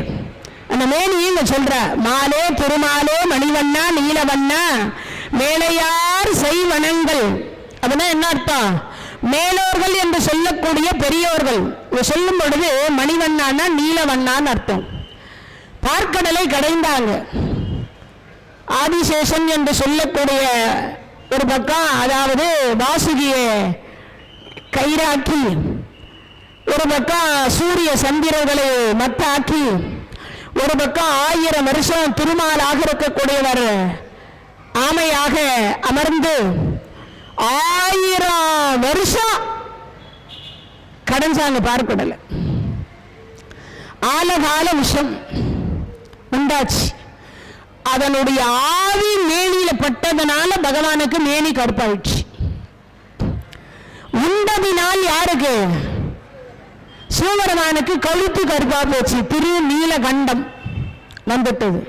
அதனால இங்க சொல்லுகிறபடி சொல்ற மாலே மணிவண்ணா மார்கழி நீராடுவான் மேலையார் செய்வனங்கள் வேண்டுவன கேட்பேயில். அதுக்கு அடுத்து சொல்ற. அப்படின்னா என்ன அர்த்தம்? பெரியோர்கள் ஏற்கனவே எங்களுக்கு சொல்லி கொடுத்துக்கிறாங்க. எப்படி மார்கழி எப்படி நீராடணும், எப்படி இறைவனை வழிபாடு செய்யணும், இறைவனை எப்படி வழிபாடு செய்யணும். அந்த இறைவனை வழிபாடு செய்தால் என்ன என்ன நன்மைகள் கிடைக்கும். ஏன்னா இப்பெல்லாம் வராங்க, உட்கார்றாங்க, செல்போன்ல செல்ஃபி எடுக்கிறாங்க, செல்போனை உட்காந்து என்னென்ன பார்க்கணுமோ அதெல்லாம் பார்க்குறாங்க. அதுக்கப்புறம் உட்காந்து கோயிலில் தான் உட்காந்து நல்ல சத்தம் போட்டு பேசக்கூடாது பேசுகிறாங்க. இதே ஆண்டாள் நாச்சியார் சொல்லியிருப்பாங்க, மார்கழி மாசத்துல செய்யாதன செய்யோங்க, பால் உண்ணும் நெய் உண்ணும் நாட்காலே நீராடி செய்யாதன செய்யோம்னா தீக்குறளை சென்றோதோம்னா சொல்லுகிறாள் இல்லையா? அது மாதிரி இங்க சொல்லுகிற பொழுது சொல்ற பெரியோர்கள் மார்கழி எப்படி நீராடணும்னு சொல்லியிருக்கா. எப்படி நீராடணும்? ஒரு குளத்திலோ அல்லது நம்ம வீட்டு பாத்திரம், ஏன்னா இப்ப எல்லாரும் ஷவர் வச்சுருக்கா, அப்புறம் பார்த்தீங்கன்னா குடா இருக்கு, எதுவும் என்னமோ வச்சுக்கிறோம். இப்பெல்லாம் இந்த தண்ணி பிடிச்சி நம்ம குளிக்கிற பொழுது இந்த வலக்கரத்தை இதுல வைக்கணுமா? 3 புண்ணிய நதிகளினுடைய பெயரை சொல்லணும். கங்காதேவி வருகை, யமுனாதேவி வருகை, சரஸ்வதி வருகை, காவேரி வருகை, பிரம்மபுத்திரா வருகை. ஒரு 5 புண்ணிய நதிகளினுடைய பெயரை சொல்லும். இந்த வலக்கரத்தை அதுல வச்சுட்டு சொல்லி முடிச்சதுக்கு அப்புறம் ஒரு 3 ஜக்கு தண்ணியை தூக்கி தலையில போட்டு தினமும் கங்கையில குளிச்சா என்ன புண்ணியம் கிடைக்குமோ அந்த புண்ணியம் கிடைக்குதான். என்ன புண்ணியம்? கங்கையில குளிச்சா என்ன புண்ணியமோ அந்த புண்ணியம் இருந்த இடத்திலேயே கிடைக்குதான். அப்ப மார்கழி நீராடக்கூடிய ஒரு தன்மையை பெரியோர்கள் நம் முன்னோர்கள் நமக்கு சொல்லி கொடுத்துக்கிறாங்க. ஆனா நாம அப்படி செய்யறோமான்னா அதான் இல்லை. இதெல்லாம் பழிச்சுடு போதா, நமக்கு என்ன சிந்தனை? இதெல்லாம் பழிச்சுட போகுதா ஒரு சிந்தனை இல்லையா? அப்போ பலிக்காமைய 12 ஆழ்வார்கள் 63 நாயன்மார்கள் இருந்தாங்க, மார்கழி நீராடினாங்க இல்லையா? அப்ப அவர்கள் எல்லாம் பேறு பெற்றிருக்கிறார்களா இல்லையா? அதுபோல நாமும் பேறு பெறணும். எதை இடத்துல? இறைவனிடத்துல. பேருன்னா என்ன இப்பெல்லாம் என்ன நினைக்கிறா? பெருசா ஏதோ பேர் வரணும் அப்படின்னு நினைக்கிறாங்க. சாப்பாடு போட்டா கூட எங்களுக்கு தான் உபயம்னு சொல்லி கொட்டை இடத்துல பேரை போட்டு அன்னதானம், ஆடை தானம், உணவு தானம் என்னென்னமோ போட்டுக்கிறான். அதனால பேர் வரணும்னா அந்த பேர் இல்லை, இறைவனிடத்துல பேர் எடுக்கணுமா? என்னென்ன நல்ல பக்தர் அப்படின்னு நீங்க சொல்ற பொழுது சொல்றார், மாலே மணிவண்ணா மார்கழி நீராடுவான் மேலையார் செய்வனங்கள் வேண்டுவன கேட்டிலேயே. சொல்லும் பொழுது சொல்லிட்டார் என்னன்னு, மார்கழியில் நீராடுவது எப்படி என்று முன்னோர்கள் சொல்லிக் கொடுத்தாங்க. விடியற் காலையே 4:30 மணிக்கு எழுந்துக்கணும், பிரம்ம முகூர்த்தம். அந்த பிரம்ம முகூர்த்தத்தில் எழுந்து நாம் எல்லாம் சொல்லணும். என்ன சொல்லணும்? பகவானுடைய நாமத்தை சொல்லணும்.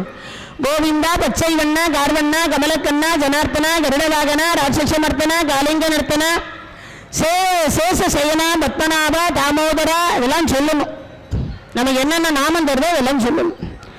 அப்ப அந்த நாமத்தை சொல்லிட்டு எங்க நீர்நிலை இருக்கோ அந்த நிலையை நோக்கி போகிற பொழுதோ பஜனை பாடிட்டு போய் அந்த பகவானுடைய நாமத்தை சொல்லி அந்த நீரில் முங்குகிற பொழுது தாய் வழி 7, தந்தை வழி 7, தன்னுடைய வழியில் 7, மொத்தம் எத்தனை ஆச்சு? 21 தலைமுறை.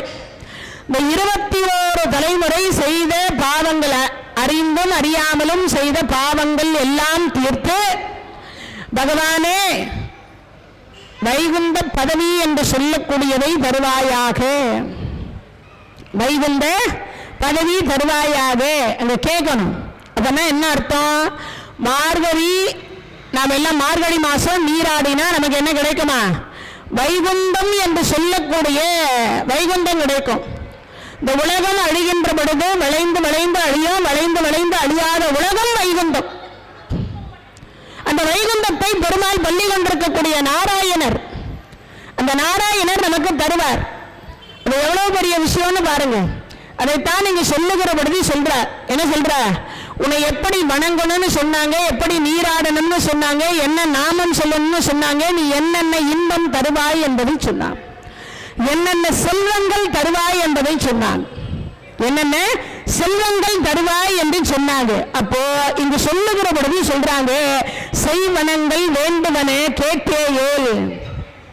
எடுத்து சொல்ற ஞானத்தை எல்லாம் நடுங்க முரல்வனே. அப்ப என்ன சொல்றாங்க? பாலன்ன வண்ணத்துடன் பால் போன்ற நிறமுடைய உன் பஞ்ச சன்னியமே போல்வனே. அப்பனா என்ன அர்த்தம்? ஞானத்தை எல்லாம் நடுங்க செய்த எது? பஞ்சசன்யம் என்கின்ற அவர் கையில் இருக்கக்கூடிய சங்கு, ரொம்ப அற்புதமான சங்கு. பிறந்தா நமக்கு எல்லாம் அந்த சங்குல தான் பால் ஊற்றுவா, இறந்தாலும் அந்த சங்குல தான் நமக்கு எல்லாம் பால் ஊற்றணும். அந்த சங்குல பால் ஊற்றுகிற பொழுது நாராயணா கோவிந்தான்னு சொல்லி ஊற்றணும்னா அவங்களுக்கு வைகுந்த பதவி கிடைக்குதான். என்ன பதவி? வைகுந்த பதவி. அப்பேற்பட்ட சங்கு நாதம் என்று சொல்லக்கூடியது யாருக்கா? ஞானத்தை எல்லாம் நடுங்க முரல்வனே. அறிவினுடைய சொரூபமாக இருக்கக்கூடியது பஞ்சசன்யம். நமக்கெல்லாம் கேட்டா என்ன கிடைக்கும்? சங்கு நாதத்தை கேட்டா அறிவு பிறக்குமா? சங்கு நாதத்தை கேட்டா மோட்சம் கிடைக்குமா? சங்கு நாதத்தை நாம் எல்லாம், சங்கு நாதத்தை இறைவன் முன்னாடி நாம் எல்லாம் ஊதி காட்டினோமே, ஆனால் இறைவன் நமக்கு மோட்சத்தை தருவார், வைகுண்ட பதவியை தருவார். அடுத்த ஒரு பிறவி நாம பிறந்தோம்னா 8 லட்சுமி கடாட்சம் கிடைக்கும். என்ன கிடைக்கும்? 8 லட்சுமி கடாட்சம், 16 வகையான செல்வம் கிடைக்குமா? வாழ்நாள் அடைவர் வறுமையுளார் நன்மனை மக்கள் பொன் போன் ஆள் இடம் புகழ் போதம் பெறுவே பின்மையென்றும் காணான் இன்னாமும் கருதுகின்றோம் ஒற்றை கண்ணுதல் பார் மானார்வ உற்ற மயிலே வடிவுடை மாணிக்கமே. அப்படின்னு சொல்றான். அப்ப இங்க சொல்லுகிற பொழுது சொல்றான், ஞாலத்தை எல்லாம் நடுங்க முரல்வன பாலன்ன வண்ணத்துடன் பஞ்ச சன்னியமே, பஞ்ச சன்னியமே அப்படின்னு சொல்றார். அதே மாதிரிதான் இங்கேயும் பார்த்தீங்கன்னா பெரியாழ்வார் என்று சொல்லக்கூடியவர் பாடுகிற பொழுது சொல்வார். பெரியாழ்வார் பாடுற பொழுது சொல்வார். என்ன சொல்றாரா? இறைவனை பாடுகிற பொழுது பல்லாண்டு பல்லாண்டு பல்லாயிரத்தாண்டு பல கோடி நூறாயிரம் பாடுவார் பெரியாழ்வார். அப்போ சொல்லுகிற பொழுது சொல்றார், நாம எல்லாம் இறைவனை பல்லாண்டு பாடணுமா? இறைவனை என்ன பண்ணா? பல்லாண்டு பல்லாண்டு பல்லாயிரத்தாண்டு பல கோடி நூறாயிரம் மல்லாண்ட பின்தோல் மணிவண்ணா உன் சேவடி செவ்விய திருக்காப்பு அடியோமோடும் நின்னோடும் பிரிவின்றி ஆயிரம் பல்லாண்டு வடிவாய் நின் வள மார்பில் வாழ்கின்ற மங்கையும் பல்லாண்டு வடிவார் ஜோதி வளர்த்துறையும் சுடராளியும் பல்லாண்டு படைப்போர் புக்கு முழங்கும் ஆ பாஞ்ச சன்னியமும் பல்லாண்டு அப்படின்னு பாடுவார் பெரியாழ்வார். திருப்பல்லாண்டு பாடுகிற பொழுது பாஞ்ச சன்னியத்தையும் சேர்த்து பாடி வச்சுக்கிறார். இங்க சொல்லுகிற பொழுது அதை சொல்றார். என்ன சொல்றாரு? பாஞ்ச சன்னியம் என்று சொல்லக்கூடிய சங்கு எப்படி இருக்கும்னா கருப்பா இருக்காது. என்னவா இருக்கும்? வெள்ளவலேன் பால் மாதிரி இருக்குமா. அதை இங்க சொல்றான், ஞாலத்தை எல்லாம் நடுங்க முரல்வன பாலன்ன வண்ணத்துடன் பஞ்ச சன்னியமேன்னா. சங்கு நாதம் அவ்வளவு முக்கியமா. பிரதோஷ காலத்துல சங்கு நாதம் ஊதுவா. அதே மாதிரி வைகுண்ட ஏகாதசி நாளைய தினத்துல சங்கு நாதம் என்று சொல்லக்கூடியதை இறைவன் கேட்டு மகிழ்ச்சி அடைவார். ஏன்னா அவர் கையில சங்கு வச்சுருக்கார், சக்கரம் வச்சுருக்கார். அதனால இங்க சொல்லுகிற பொழுது சொல்றார், போய்வன சங்கங்கள் போய் படு உடையவனே பாடுடையவனே அது சொல்றார். சால பெரும் பறையே பல்லாண்டு இசைப்பாரு. அப்போ இசைக்கக்கூடிய கருவிகள் அப்படின்னு சொல்லக்கூடியது பறைய. அங்க இருக்கக்கூடிய என்னென்ன இருக்கு? சங்கு, போய், பாடு, உடையான், சிறப்பு வாய்ந்த சால பெரும் பறையே. அப்பனா என்ன பண்றாங்களா? பறை வாசிக்கிறார்கள். இறைவனை எழுப்பும் விதமாக, இறைவனிடத்தில் திருவருளை பெரும் விதமாக, இறைவனை திருவருளை பெரும் விதமாக அங்க வாசிக்கிறாங்க. சர்வ வாத்தியம், அதாவது என்ன, சகல வாத்தியமும் வாசிக்கிறாங்க.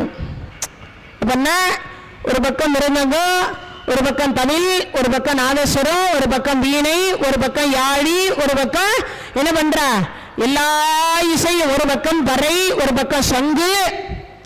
இறைவனுக்கு இதெல்லாம் பிடிக்கும்.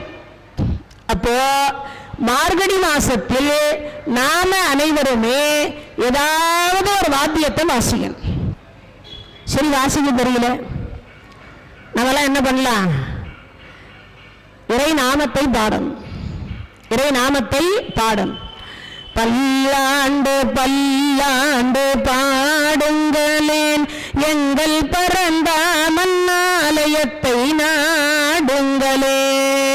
பல்லாண்டு பல்லாண்டு பாடுங்களேன் எங்கள் பரந்தாமன் ஆலயத்தை நாடுங்களேன்.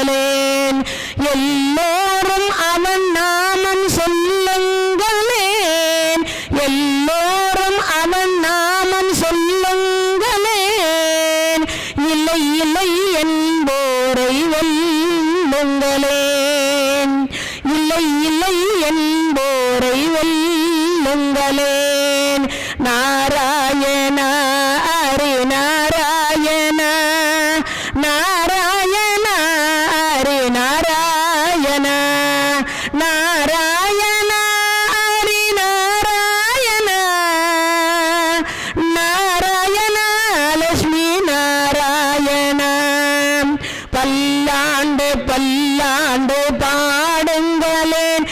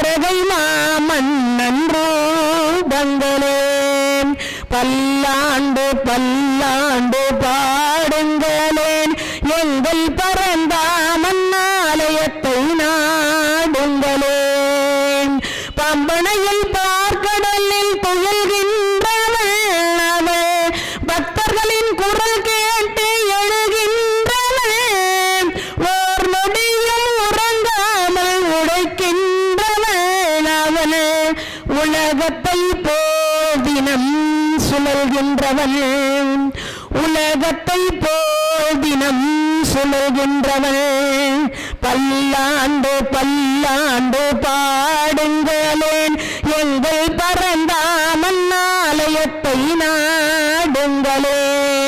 நாராயணா ஹரி நாராயண நாராயண ஹரி நாராயண நாராயண ஹரி நாராயண நாராயண லட்சுமி நாராயண லட்சுமி நாராயண லட்சுமி நாராயண. அப்படி பாடணுமா எது பகவானே அப்படி பாடினா இது பார்க்கடலில் படுத்துன்ற கூட ஓட்டோட்டமா ஓடி வருவாராம். ஆதி மூலம்னு அழைச்சது யாரு? கஜேந்திரன் என்கின்ற யானை. துப்புடையாரை அடைவதெல்லாம் சோர்விடத்து துணையாவர் என்றோ ஒப்பிலேனாகினும் நின்னடைந்தேன் ஆணைக்கு நீ அருள் செய்தமையால் எய்ப்பு வந்து என்னை நலியும் பொழுது அங்கேதும் நான் உன்னை நினைக்க மாட்டேன். அப்போதைக்கு இப்போதே சொல்லி வைத்தேன் அரங்கத்தரவனை பள்ளியான். அப்பேற்பட்ட ஒரு பெருமான் இல்லையா? அதனால இங்க சொல்றார் ஞாலத்தை எல்லாம் நடுங்க முறைவனே பாலன்னு வண்ணத்தும் பஞ்ச சன்னியமே. அவர் கையில் இருக்கக்கூடிய சங்கு நாதம் அப்பொழுது சிறப்பா. பிறந்தா நமக்கு சங்குல பாலூத்துவா, இறந்தா நமக்கு சங்கு நாதத்தை ஊதி அனுப்புவா. இந்துக்கல்ல இது ஒரு முறை இருக்கு, செங்குதக்கூடிய முறை உண்டு. இன்னிக்கும் செங்குதிரமா இல்லையா? இறந்தவர்களுக்கு சங்கூதர பழக்கம் உண்டு. ஏன்னா சங்கு நாதத்தில் என்ன இருக்கு அப்படின்னா ஓம் என்கின்ற பிரணவத்தினுடைய பொருளும் நாராயண நாமத்தினுடைய சிறப்பும் அதில் இருக்கு. அதை கேட்டா இறந்தவர்களுக்கு சொர்க்கம் கிடைக்குமா சங்கு நாதத்தை. அதனாலதான் எல்லாரும் இறந்த உடனே சங்கூதருது. அது என்னமா இப்பெல்லாம் அலட்சியப்படுத்துகிறா. அதே மாதிரி அதுல 4 பேர் தூக்குவா.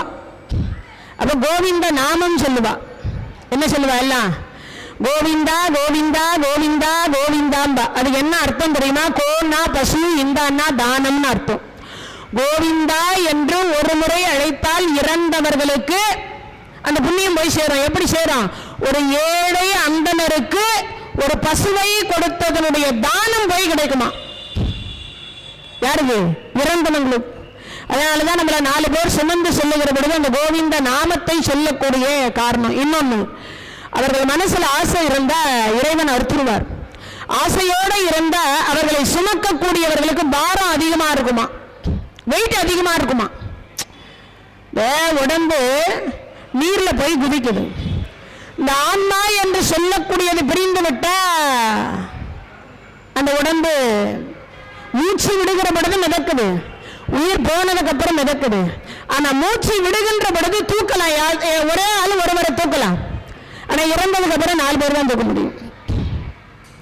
அப்படி தூக்குகிற பொழுது அவர்கள் மனத்தில் இருக்கக்கூடிய பாரத்தை போக்கக்கூடிய ஒரு நாமம் எது அப்படின்னா கோவிந்த நாமம். மரண பயத்தை போக்கக்கூடிய நாமம் எது?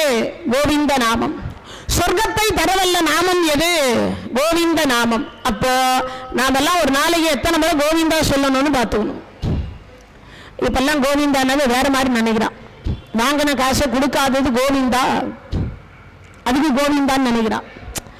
வாங்கின காசை கொடுக்கலன்னா அதுக்கு கோவிந்தா அப்படி பயன்படுத்திக்கிறான்.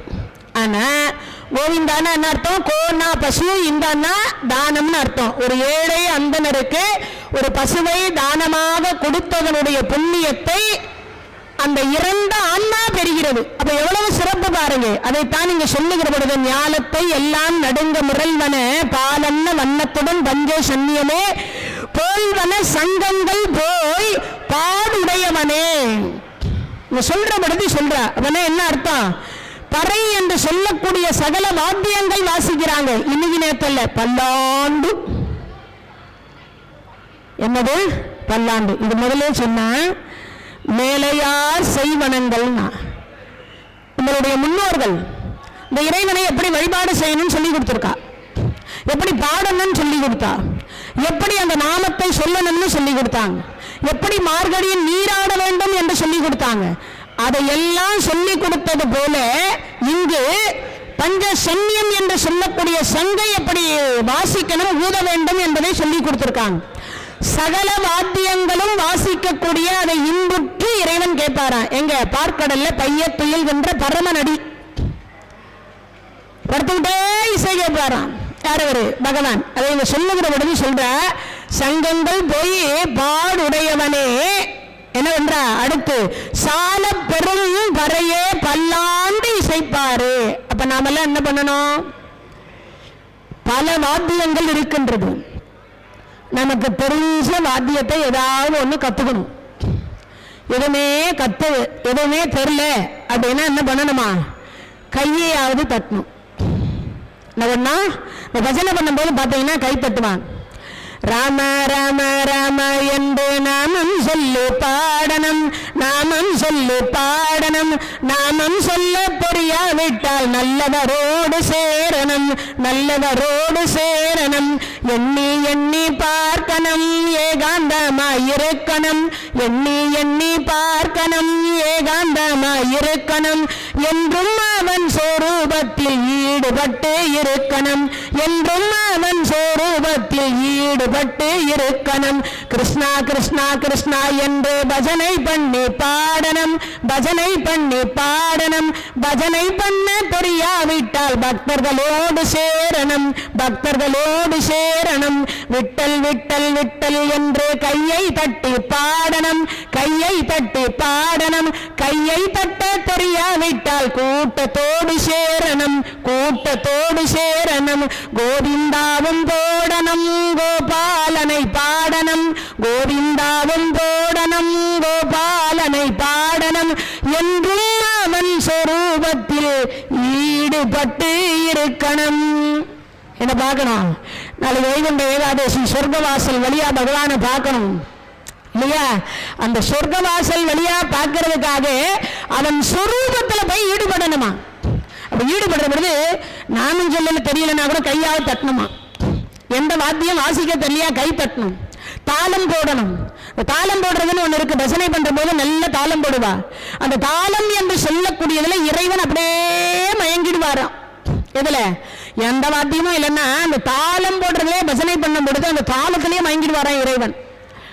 அந்த ஆதி தாளத்திற்கு அவ்வளவு மயக்கம் வரக்கூடிய அளவுக்கு அந்த தாளத்தினுடைய நாதம் இருக்குமா?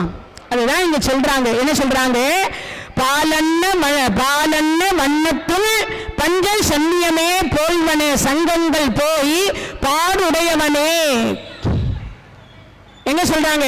உடையவனே சால பெரும் வரை பல்லாண்டு இசைப்பாரு. இன்னைக்கு நேற்று இசைக்கல. அப்போ பல வருஷமா பகவானுக்கு என்ன பண்ணிட்டு இருக்காங்க? இசையால் சமர்ப்பணம் பண்ணிட்டு இருக்காங்க. இதையேதான் மாணிக்கவாசக பெருமான் சென்ற பாடல சொல்லிருப்பார். இன்னிசை வீணையர் யாடினர் ஒருபால், இருக்க ஒரு தோத்திரம் ஏந்தினர் ஒருபால், துண்ணிய கைவல துவல்கையில அழுகையர் ஒரு பால்னு கொடுத்துருவாங்க. இன்னிசை வீணையர் அப்படின்னு கொடுத்திருப்பார். அப்பனா என்ன அர்த்தம்? இசை கடவுளுக்கு பிடிக்குதுன்னு அர்த்தம். இசைக்கு மயங்காதவர் உலகத்துல யாருமே கிடையாது. பசு, சிசு, கர்ப்பஸ்ரீ இவங்கெல்லாம் கூட மயங்குறாங்க. பசு இசையை கேட்டுட்டு சில நேரத்தில் பூம்பு மாடு தலையாட்டும். அவரு நாதேஸ்வரம் மாதிரி வச்சுட்டு ஒன்று வாசிப்பார். அதுக்கு இந்த பூம்பு மாடு தலையாட்டும். அதே மாதிரி பார்த்தீங்கன்னா பாம்பு இசை கேட்டு மகிடி கேட்டு அது பாட்டு இருக்கும். ஆனா அதுக்கு காதே கிடையாது.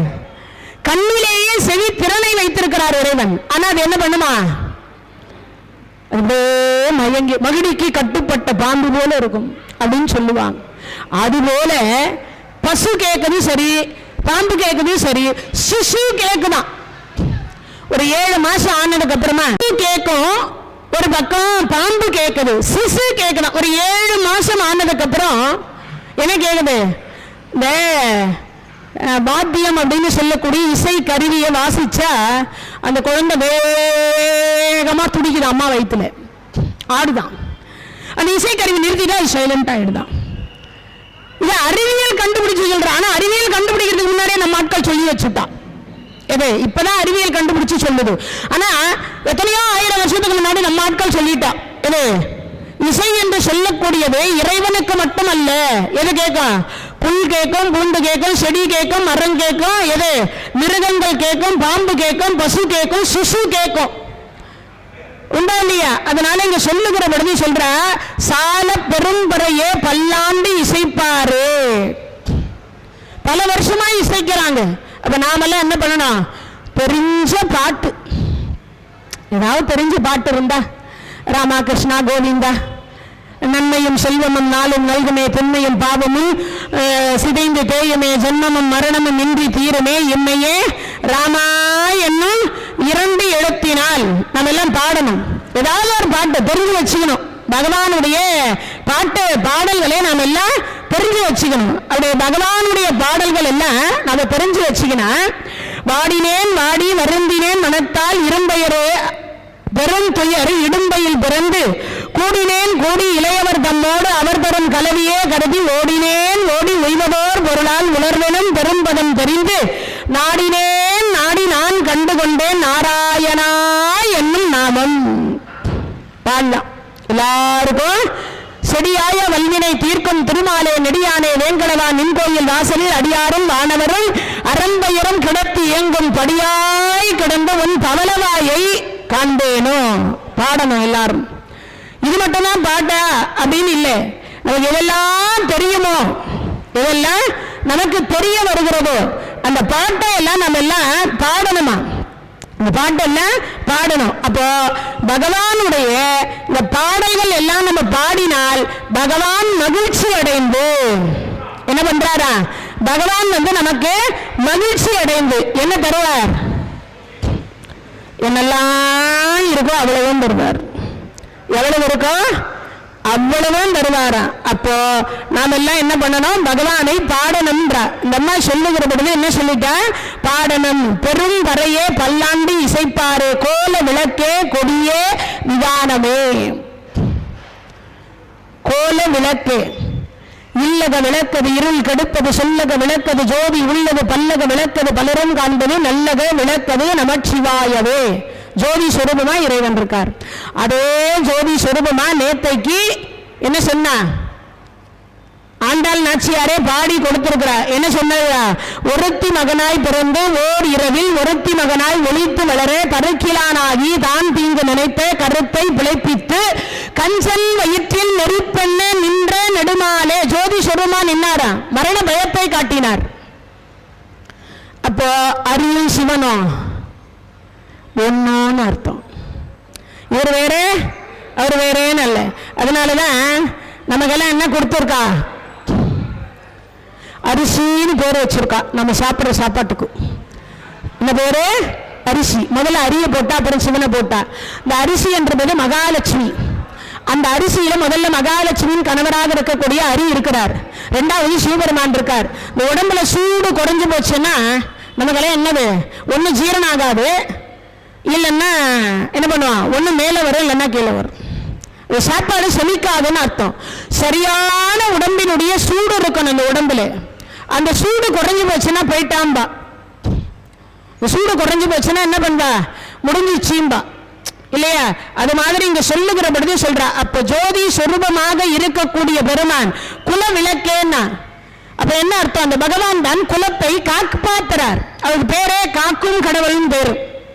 அவருக்கு பேரு காப்பாத்துற கடவுள் தான் பேரு. நம்மளை மட்டும் காப்பாத்துறாரு இல்லை, 84 லட்சம் யோனி வேதத்தை காப்பாத்துறார். 84 லட்சம் யோனி வேதம், அத்தனை உயிரினங்கள் இருக்கு, அவ்வளவையும் காப்பாத்துறார். அவ்வளவையும் காப்பாத்தினதோட மட்டும் இல்ல, ஒரு முறை சிவபெருமானையே காப்பாத்துறதுக்காக மோகினி அவதாரம் எடுத்தார். பத்மாசுரன் என்று சொல்லக்கூடியவன் வரம் வாங்கினா, வரம் கொடுத்தவர் தலையிலே கை வைக்கும் போது நாராயணான்னு கூப்பிட்டார். ஓடி வந்து நடுவில் நின்னார். இப்படி வராத பெண் வேஷம், ஆவதும் பெண்ணால் அடிவதும் பெண்ணால். அப்படி மோகினி அவதாரம் எடுத்த உடனே தவத்தை மறந்தா, சிவத்தை மறந்தா, எல்லாம் மறந்தா இல்லையா? அப்படி எல்லாம் மறந்ததுக்கு அப்புறம் பெண் இடத்துல போய் என்ன கல்யாணம் பண்ணிக்கிறா. நான் ஆடு மாதிரி நீயும் ஆடுன்னா. கடைசியில பார்த்தா என்ன பண்ணிட்டா? தன் தலையில கைய வச்சு பத்மாசுரன் இறந்து போனான்.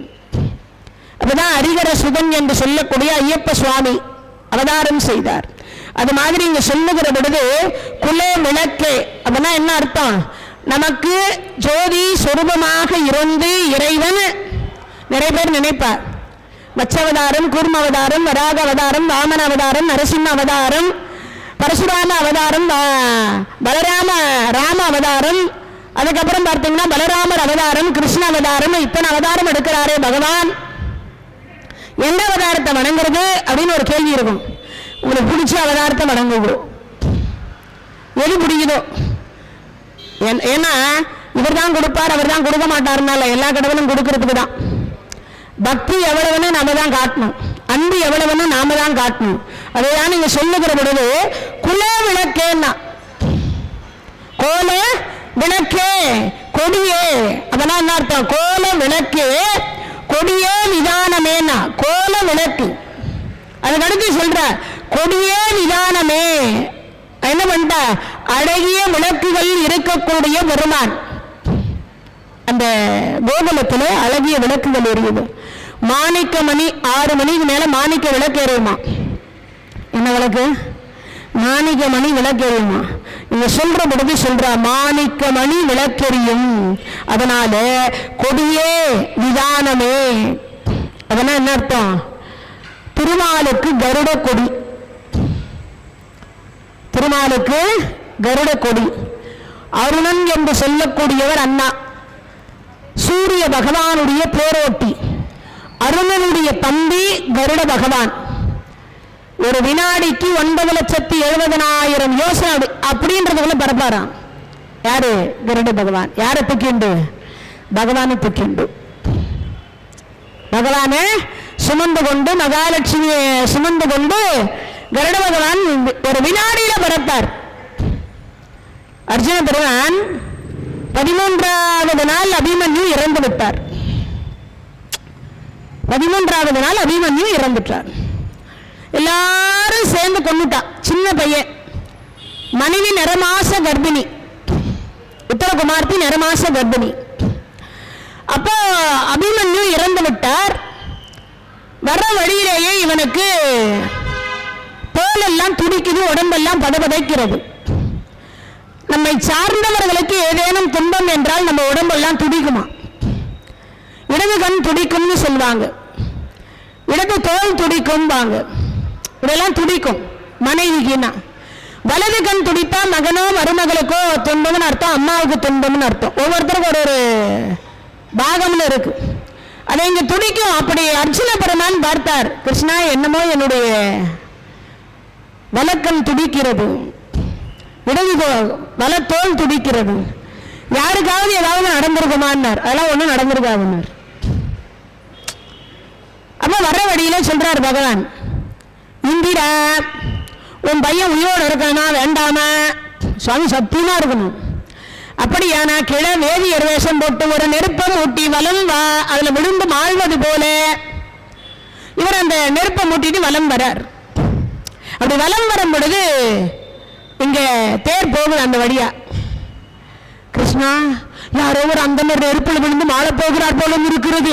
கிருஷ்ணா தேரை நிறுத்து, தேரை நிறுத்தினார். நிறுத்தினார். டே நாட்டுல 4000 நடக்கும், அதெல்லாம் பாக்குறதா நமக்கு வேலை. நாட்டுல 4000 நடக்கும், அதெல்லாம் பார்த்துட்டு நமக்கு வேலை.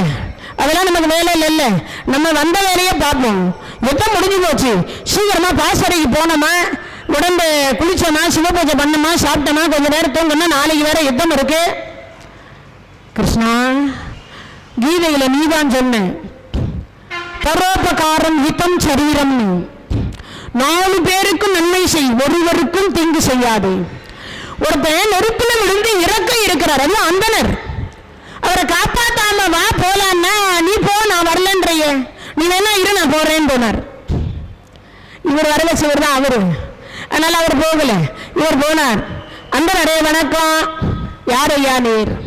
என் பெயர் அர்ஜுனன், தர்மருக்கும் பீமருக்கும் இளையவர், நகல சகாதேவருக்கு மூத்தவர், பகவான் எம்பெருமான் கிருஷ்ணருக்கு மைத்துனர். யாரா வேணா இருந்துட்டு போ. யாரு? அப்ப இந்திரன் சொல்றான், யாரா வேணா இருந்துட்டு போ. ஆமா, அந்த நெருப்பை ஏன் வளர்ந்துறீங்க? கோயில் கோயிலா வேண்டி எனக்கு ஒரே ஒரு ஆண் குழந்தை பிறந்தது, விதிவசத்தால் அவன் இறந்து விட்டான், அவனுக்கு நான் கொல்லி வைக்கணும், அவன் எனக்கு கொல்லி வைப்பான்னு பார்த்தேன். சரி, அதுக்கு அவனுக்கு கொள்ளி வச்ச நெருப்புல நானே விழுந்து இறக்க போகிறேன், நானே விழுந்து இறக்க போகிறேன். ஐயா, தற்கொலை செய்து கொண்டால் மீண்டும் மனித பிறவி வராது என்பது தாங்களுக்கு தெரியாதா? அந்தனர் தானே, வேதத்தை படித்தவர் தானே. தற்கொலை செய்து கொண்டால் மீண்டும் மனித பிறவி வராது என்பது தாங்களுக்கு தெரியாதா? தெரியும். புத்திர சோகம் என்பது கொடுமை. சோகத்திலேயே பெரிய சோகம் தெரியுமா? நாம உயிரோடு இருக்கின்ற பொழுது நம்ம பையன் இறந்து விட்டால் அதை விட உலகத்துல தாய் தந்தையருக்கு நரகம் வேறு கிடையாது. இந்த பூமி தான் அவர்களுக்கு நரகம். அதனால அதை சொன்ன உடனே பார்த்தார், ஐயா இந்த நெருப்புல நீங்க விழாம இருக்கணும்னா நம்ம என்ன பண்ணணும்? நெருப்புல நீங்க விழாம இருக்கணும் என்ன பண்ணணும்? இப்ப மகாபாரதம் என்ன நடந்துருக்கல்ல, அண்ணனோ தம்பியோ மாமனோ மச்சானோ மகனோ இறந்தால் நீ இறக்க மாட்டேன் என்று எனக்கு சத்தியம் பண்ணிவிடும். எடுத்த உடனே மகன் சொல்லல, ஏன்னா இவன் சத்தியம் பண்றதுக்கு தயங்கிடுவான். அண்ணனோ தம்பியோ மாமனோ மச்சானோ மகனோ இறந்தால் நீ இறக்க மாட்டேன்னு சத்தியம் பண்ணி விடுவார். ஐயா, ஒரு ஜென்மத்துக்கு வர மகனுக்காக நான் ஏன் உசுர விடணும்? ஜென்ம ஜென்மாந்தரத்துக்கும் எனக்கு பிள்ளையும் அப்பனமாக ஒவ்வொரு பிறவி எடுத்துட்டே தான் இருப்போம். இது மாயை. அதனால நான் இந்த பிறவியில என் மகன் இறந்த எது அண்ணனோ தம்பியோ மாமனோ மச்சானோ மகனோ இறந்தால் நான் இறக்க மாட்டேன், இது சத்தியம்னார். கொடுத்தாச்சு, வந்தாச்சு. அவர் போயிட்டார் தேவலோகத்துக்கு. இப்ப திரும்பி வரும்பொழுது எங்க அபிமன்யு இல்லை. அவர் சொல்றார், கிருஷ்ணா, உலகத்தில் இருக்கக்கூடிய என் பிள்ளை மாதிரி உலகத்தில் எவனுக்குமே பிள்ளை கிடையாது. அவனுக்கு 5 வயசு. நான் யுத்தத்துக்கு போயிட்டு திரும்பி வரும்பொழுது எனக்கு அவன் என்ன பண்ணுவான் தெரியுமா? ஆரத்தி எடுப்பான், நெற்றி திலகம் இடுவான், வலக்கரம் கொடுத்து கையை இறக்கி விடுவான், அம்பராத்தனையும் வில்லையும் அம்பியும் சரிப்படுத்துவான், வெந்நீரும் பன்னீரும் கலந்து குளிப்பாட்டி முதுகு தேய்ச்சி விடுவான். எத்தனை பிள்ளைகள் அப்பாவுக்கு முதுகு தேய்ச்சி விட்டுருக்குறாங்க. எத்தனை பிள்ளைங்க இந்த காலத்துல செய்யறான். அர்ஜுனுடைய மகன் அபிமன்யு செய்தான். இதெல்லாம் அப்படி செய்து முடிச்ச உடனே இரவு சிவபூஜைக்கு மலர் பறிச்சு கொடுப்பான். மலரை அங்க பூஜை முடிஞ்ச உடனே எனக்கு உணவு தருவான். நான் தூங்குவதுக்கு நான் தூங்கும் பொழுது காலமுக்கு விடுவான். நேற்றைக்கும் இது நடந்தது. ஆனா அப்படி நடக்கின்ற பொழுது நான் ஒரு வார்த்தை சொன்னேன். உத்தரகுமாரத்தின் நிறைமாத கர்ப்பிணி கர்ப்பஸ்திரிகளுக்கு கணவன் பக்கத்திலே இருக்கணும்னு ஆசைப்படுவாங்க. அதனால நீ அங்க போனார். அதுக்கு அபிமன்யு ஒரு வார்த்தை சொன்னார், 1000 மனைவி வருவா, அப்பா வருவாரு, அப்ப நீங்க தூங்குங்கப்பா, நான் போய்கிறேன். அப்படி சொன்ன குழந்தை இன்றைய தினத்தில் இல்லை. அழுதார், தொழுதார். உடனே பார்த்தார், கிருஷ்ணா பீமன்னா நெருப்பு மூட்டி கொடுங்க, நான் தற்கொலை செய்து கொள்ள போறேன், நெருப்புல வந்து சாக போறேன். அப்பதான் என்ன பண்றார்? சத்தியத்தை நினைவுபடுத்தினார். அப்போ ஒரு வார்த்தை அர்ஜுன பெருமான் விட்டார். உலகத்தில் எத்தனை கோடி பாவம் இருக்கின்றதோ அத்தனை கோடி பாவத்தையும் செய்தவன் எந்த நரகத்துக்கு போவானோ அந்த நரகத்துக்கு நாளைய தினத்தில் சூரியன் அஸ்தமிப்பதற்குள்ளே என் மகனை கொன்ற ஜெயத்ரதனை நான் கொல்லாவிட்டால் அந்த நரகம் எய்துவேன். சபதம் பண்ணியாச்சு. ஆனா பாசுபதம் கையில இருக்கு. ஆனா அந்த ஜெயத்ரதனை கொல்ல முடியாது. ஏன்னா அதற்குரிய மந்திரம் சிவபெருமான் கிட்ட இரவோடு இரவா கூட்டு போனாரா. யாரு? இந்த பகவான். யாரு?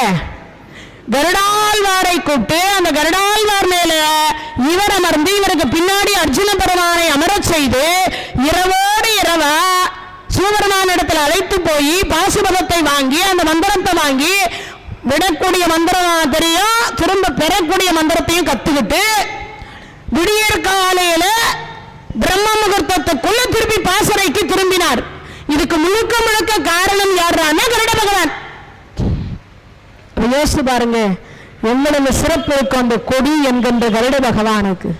பகவானை சுமக்கக்கூடிய பாக்கியம் அந்த கருட பகவானுக்கு கிடைத்திருக்கின்றது. அந்த கருட பகவான் எவ்வளவு புண்ணியம் செய்திருக்க வேண்டும். நாம் எல்லாம் கூட இந்த உற்சவமூர்த்தி ஊரை சுத்தும் பொழுது தோல் கொடுத்து ஒரு கைபிடிச்சு தூக்கிட்டு வரணும். பிரதோஷ காலத்து பெருமாள் ஊர்வலம் வர காலத்தில் நம்ம எல்லாம் கோயிலை சுத்தி வரும்போது கூட தோல் கொடுக்கணும். அப்ப இங்க சொல்லுகிற பொழுது சொல்ற கோல விளக்கு கொடியே விதானமே. கொடி கருட கொடி. விதானம் என்று சொல்லக்கூடிய கோபுர கலசம் என்று சொல்லக்கூடிய தங்க கலசம் வைத்த வீடு. யாருக்கு? இந்த பகவானுக்கு என்ன கலசம் வச்சிருக்காங்களா? தங்க கலசம் வைத்த வீடு. பாடுவோர் கோல விளக்கே அழகிய விளக்குகளும் கொடிய கொடிகளும் விதானமுமே அவற்றில் மேல் கட்ட வேண்டிய சீலைகளும் வேண்டுவனே ஆயின ஆளிலையில். பகவான் உலகம் அழிகிற பொழுது அலைகடலில் துயின்றோன்னு இருக்காரு, அவரு ஆளிலையில் பள்ளி கொள்வாராம். அந்த ஆளிலையில் பள்ளி கொண்டிருக்கிற பொழுது 84 லட்சம் யோனி வேதத்தையும் சிவபெருமானாக இருக்கக்கூடியவர் இந்த திருமாலாக இருக்கக்கூடிய ஆளிலையில் பள்ளி கொண்டிருக்கக்கூடிய திருமால் கையில தான் எல்லா ஜீவன்களினுடைய விதை கொடுப்பாராம். இந்த விதை இருந்தாதானே முளைக்கும். யோனி என்பது விதைன்னு அர்த்தம். அதை எத்தனையும் யார் வச்சுருப்பா? பகவான் தான் ஆளிலையில பள்ளி கொண்டு காப்பாற்றி மீண்டும் சிவபெருமான் கிட்ட கொடுப்பார். சிவபெருமான் பிரம்மா கிட்ட கொடுப்பார். அப்போ உலகத்தை காக்கும் கடவுளாக இருக்கக்கூடிய காரணத்தினால் அவருக்கு காக்கும் கடவுள் என்பது பெயர். 8 லட்சுமிக்கு வீட்டுக்கார். அதனால இங்க சொல்லுகிற விடுவி சொல்றார், சீலைகளும் வேண்டுவன ஆள் இலையாய் ஆளிலை மேல் கண் வளர்பவனே கண் வளர்பவனே கோல விளக்கே கொடியே விதானமே ஆளிலையாய் எங்க ஆளிலையில் அருளோலோர் என்பாவாய். ஆளிலை மேலே கண் வளரக்கூடிய கண் துயிலக்கூடிய பெருமான் யார்? அவரு இந்த பகவான் எம்பெருமான் கிருஷ்ணர். அப்போ நம்மளாம் என்ன பண்ணமா? இந்த ஆளிலையில் பள்ளி கொண்டிருக்கக்கூடிய பெருமான் அருளோலோர் என்பாவாய். என்ன காரணமா? அருள். இவை அனைத்தும் எங்களுக்கு தா. ஏன்? 8 லட்சுமிக்கு வீட்டுக்கார் இல்ல. எத்தனை லட்சுமிக்கு? 8 லட்சுமிக்கு வீட்டுக்கார் இல்ல. அதனால 16 வகையான செல்வம் யார் கொடுக்கணும்? அவர் தானே கொடுக்கணும். கலையாத கல்வியும் குறையாத வயதுமோர் கபடு மாறாத நட்பும் கன்றாத வளமையும் குன்றாத இளமையும் கல்வி பெணி இயலாத உடலும் சலியாத மனமும் அன்பகலாத மனைவியும் தவறாத சந்தானமும் தாளாத கீர்த்தியும் மாறாத வார்த்தையும் தடைகள் மாறாத கொடையும் தொலையாத நிதியும் கோணாத கோடும் ஒரு துன்பம் இல்லாத வாழ்வும் புலியனின் பாதத்தில் அன்பும் உதவி பெரிய தொண்டரோடு கூட்டு கண்டாய் அலையாளி அறிவியிலும் ஆயனது தங்கையே ஆதிக்கடவோரின் வாழ்வே அமுதீசர் ஒரு பாகம் அகலாத சுகவாணியே அருள்வாணியே அபிராமியே அப்படின்னு சொல்லுவார். யாரு? அபிராமிப்பட்டர். ஆண்டாள் நாச்சியார் என்ன சொல்றா? ஓங்கி உலகளந்த உத்தமன் பேர்பாடி நாங்கள் நம்பாவைக்கு சாத்தி நீர் ஆடினால் தீங்கின்றி நாடெல்லாம் திங்கை மும்மாறி பெய்து ஓங்கு பெரு சென்னல் ஊடு கயலுகளை பொங்குவலை போவில் பொறிவண்டு கண்படுப்ப தேங்காதே பூக்கிருந்து சீர்த்த முளை பற்றி வாங்க குடம் நிறைக்கும் வள்ளல் பெரும்பசுக்கள் நீங்காத செல்வம் நிறைந்தேலோர் என்பாவாய்ம்பா ஆண்டாள் நாச்சியார். அப்போ சகல செல்வத்தை தரவல்ல ஒரு பெருமான் யார்? அவரு பகவான் 8 லட்சுமியின் நாயகன். அதனாலே இங்க சொல்லுகிற பொழுது என்ன சொல்றா? கோல விளக்கே கொடியே விதானமே ஆளிலையாய் அருளேலோர் என்பாவாய். இறைவா, ஆளிலையில் பள்ளி கொண்டிருக்கக்கூடிய இறைவா, கண் தீழக்கூடிய இறைவா, கண் பிறக்கக்கூடிய இறைவா, கண் வளரக்கூடிய இறைவா, எங்கள் மேல் உன் பார்வை என்று சொல்லக்கூடியது படுமானால் இப்பிறப்பி போனால் எப்பிறவி வாய்க்குமோ அந்த பிறப்பிலும் நாங்கள் உன் திருவருளை பெறுவோம் என்று என்ன பண்ணிட்டு இருக்கா ஆண்டாள் நாச்சியார் 26வது பாடலை இதை நிறைவு செய்கின்றார். மீண்டும் நாமும் நாளைய தினத்தில் 27வது பாடலிலும் திருப்பள்ளி எழுச்சி என்று சொல்லக்கூடிய பாடலிலும் சந்திப்போம் என்று கூறி இவ்வளவு நேரம் இந்த நிகழ்ச்சியை கேட்டுக்கொண்டிருந்த பெரியோர்கள், தாய்மார்கள், இளைஞர்கள், குழந்தைகள் அத்தனை அடியார் பெருமக்களுக்கும் நோயுற்று அடராமல் நொந்துமனம் ஆடாமல் பாயிற் கிடவாமல் பாவியேன் காயத்தை ஓர் நொடிக்குள் நீக்கி ஒன் போரூரையா நின் சீரடி கீழ் வைப்பாய் என்னை.